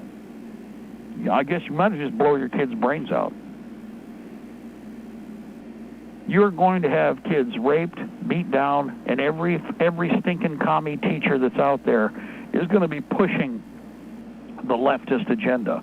You need to apologize for being white. The blacks can do no wrong. Big government. You need to surrender your wealth, whatever. In other words, read that. You're supposed to give your time over to the regime so that the commie can dole some pennies out to the idiot stick Black Lives Matter types. and then in the process pocket the rest over in Haifa and Tel Aviv. Y'all see what's coming. You do understand what is coming now, right? It's already in your face. What do you think your children are going to put up with? What do you think it's going to be like? Why would you put your children into the public fool system this fall? You're murdering them. If you send your children to the public fool system, you are murdering them. You are going to create nothing but psychological damage, physical damage, and in some cases, you'll be surrendering them to the idiot stick Black Lives Matter / kill all the white people type, and your child may die. That's not a maybe, that's not a kind of, that's not a sort of. I have seen all of this crap before. And I don't want to hear later, oh, we didn't know, my kids, they didn't want to listen, it's so terrible. No, it's not, it's expected, and I wouldn't really cry about it at all on my end. You have ample warning, you have all the writing on the wall. There is no excuse for allowing your children, or in fact your grandchildren, you better be pumping on on the kids, the family, get them the hell away from every big city that's out there. But the little cities, the little villages aren't any better.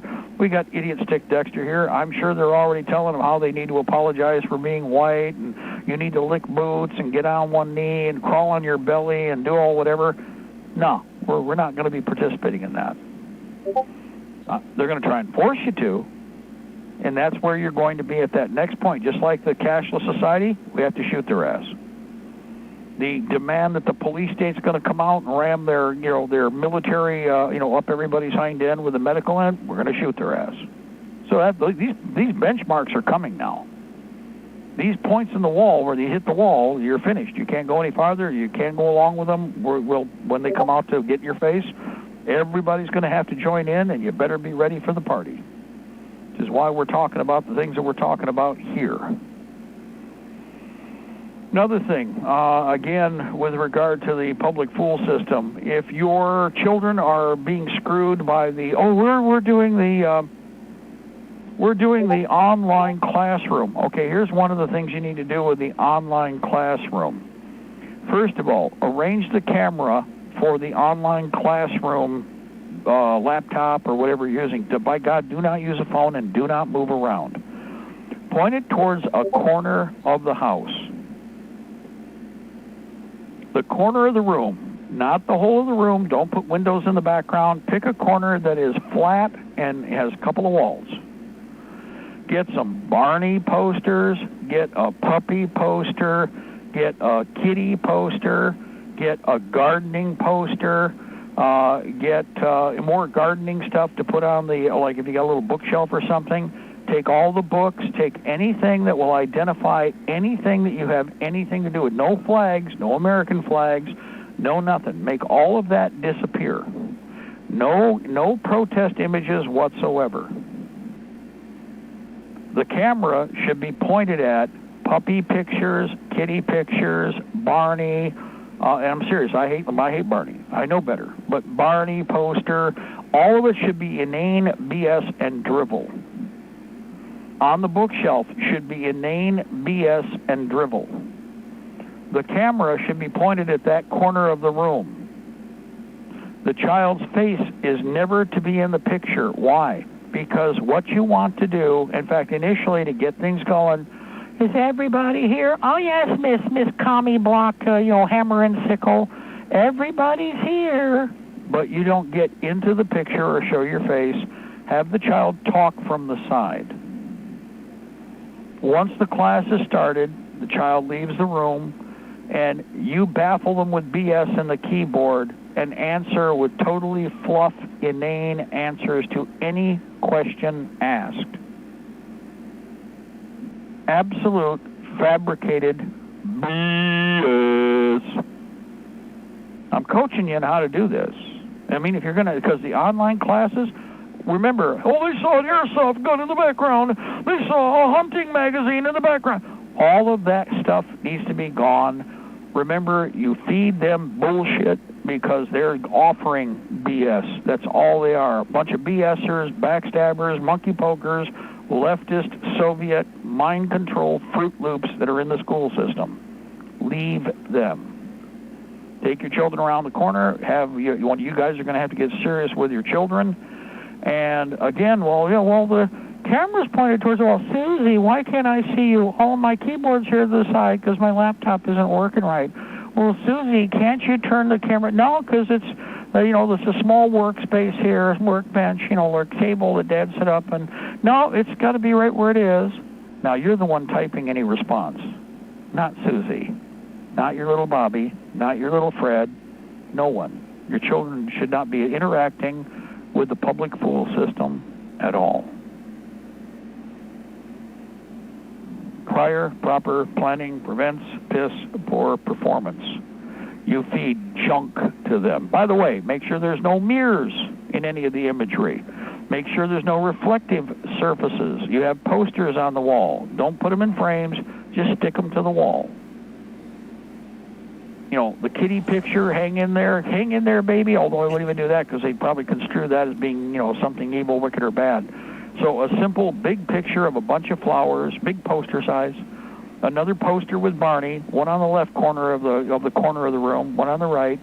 Another poster a little bit farther in. Be a little aesthetic with it. And another poster, again, no reflective surfaces. When you have something, put a little bookshelf there with a bookshelf.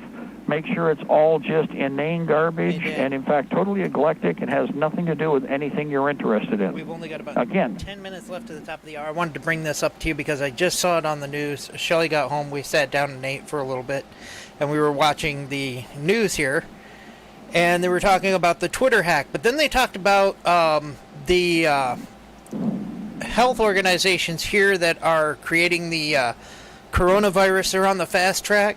Well, they've been hacked by China and Russia, and they're trying to steal it from us, the cure that could cure the world. Okay, wait a minute. This is supposed to be like a world thing, and wouldn't you be sharing that with all the head scientists around the world, to create this vaccine? Why Are would we you going to give it away for free because we love everybody and it's because the world is at risk? Anybody remember the guy who made the polio vaccine? Does anybody remember what he did? Yeah, why would you be afraid of the data being accessed? I mean, that's for one of two reasons. Either don't we want everybody to be healthy? Yeah, either A, it's BS and it doesn't do what they say it does, or B, they're planning on charging everybody through the nose for it. And it's money. Yep. Well, after all, I mean, they'll have it. Well, you will too. In fact, you are just going to put it out there so that we can save as many lives as possible, because supposedly that's the scam. Think about that one.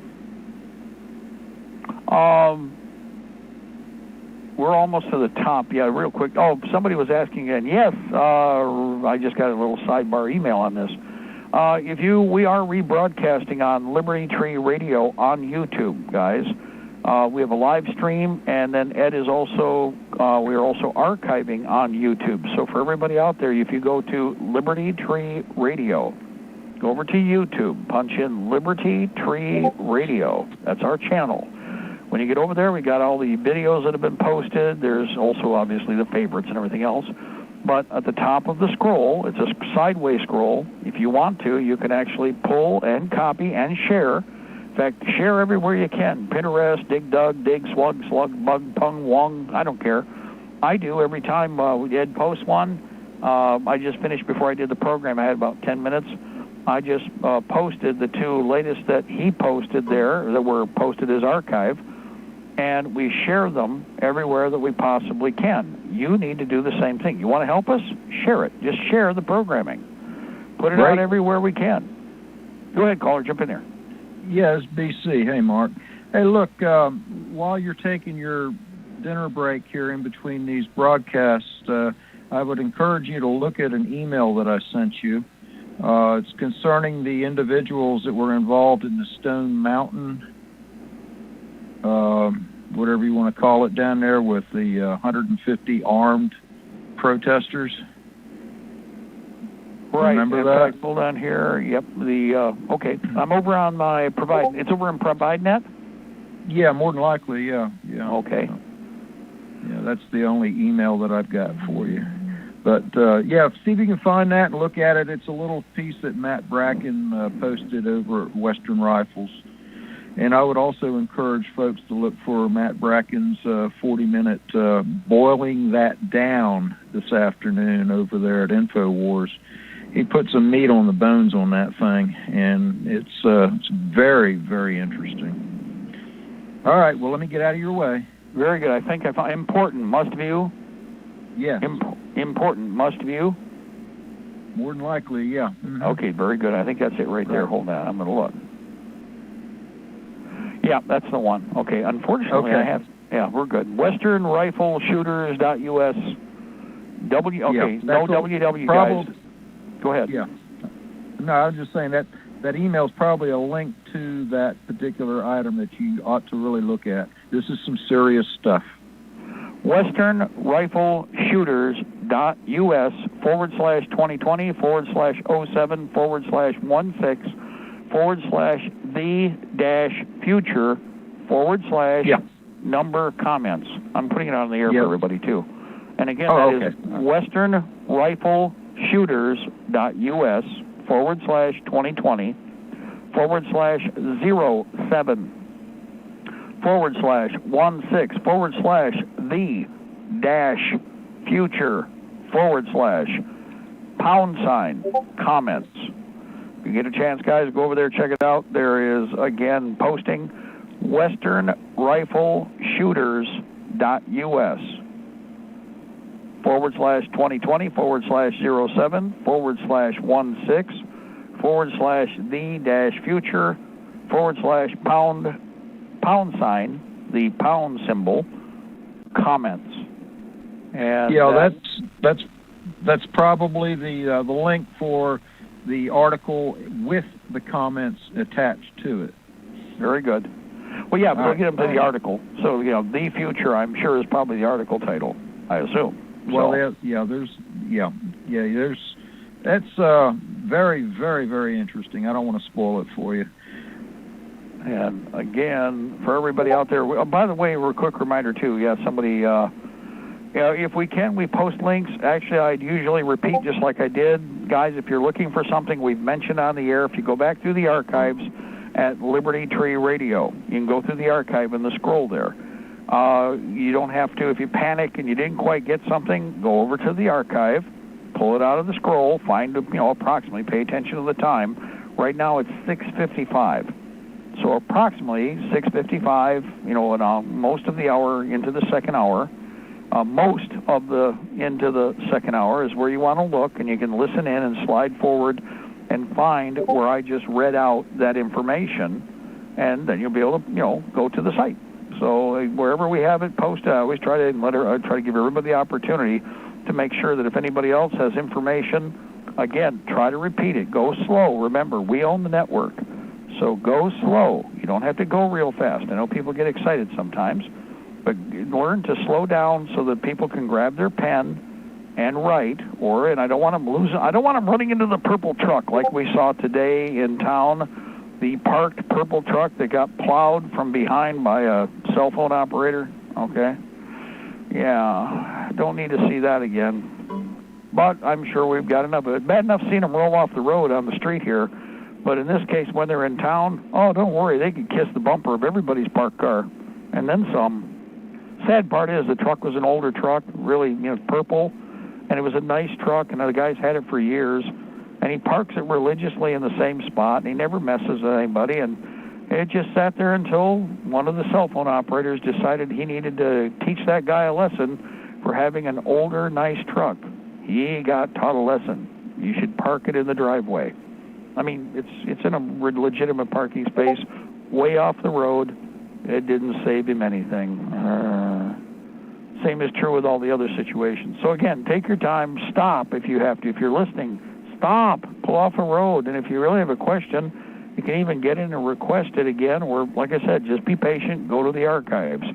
Liberty Tree Radio on YouTube. Liberty Tree Radio. It's over on YouTube. That's our channel. At the top of the page, you'll find the scroll there.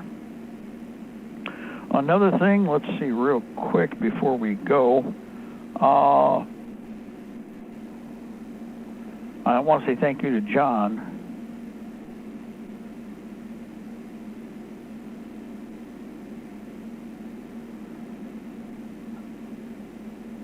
Oh, okay, I'm going to have to go through it. Alabama raid illustrates gun control fail. And this is for the 16th of July. For everybody out there, that's over at bearingarms.com. bearingarms.com. Bearing, B-E-A-R-I-N-G, bearingarms.com. The title of the article is Alabama Raid Illustrates Gun Control Fail.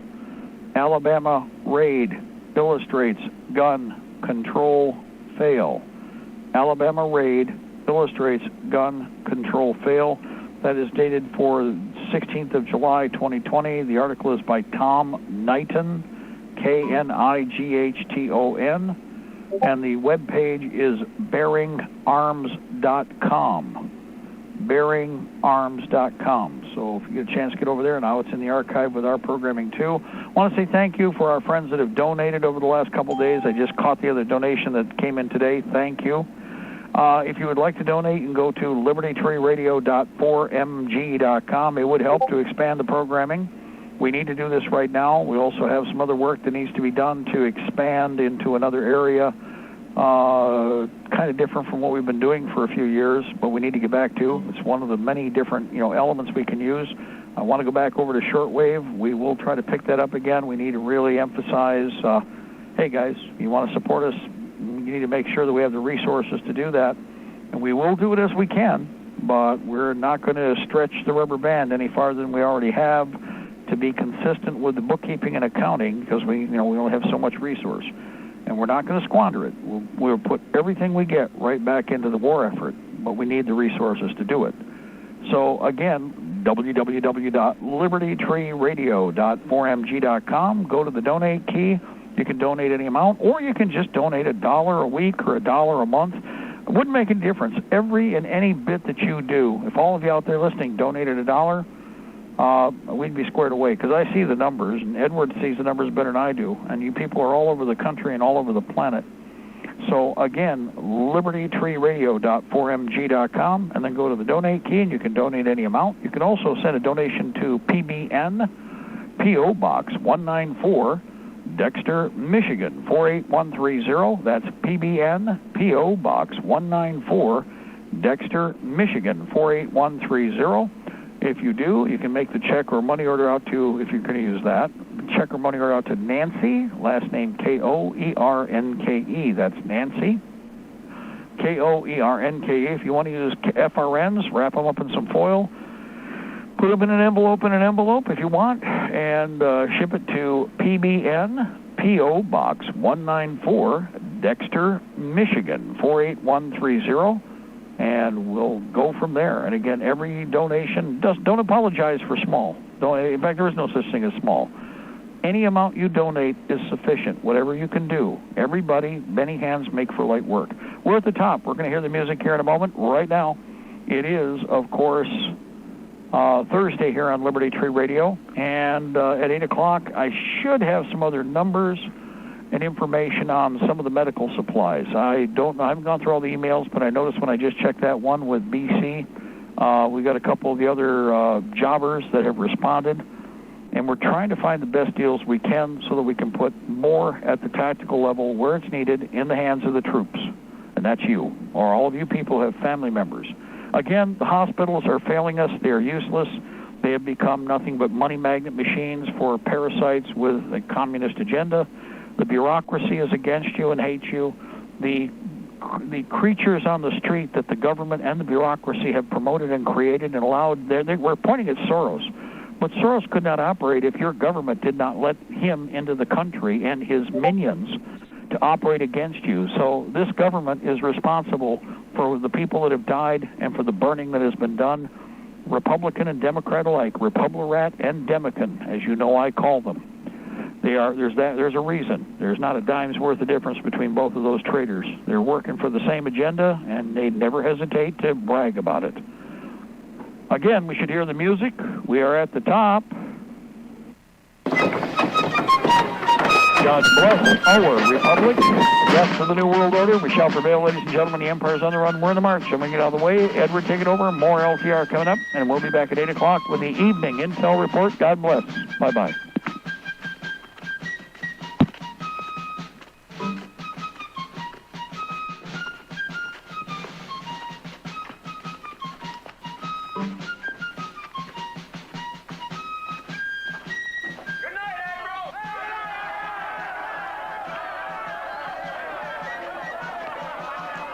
Plant the seed in our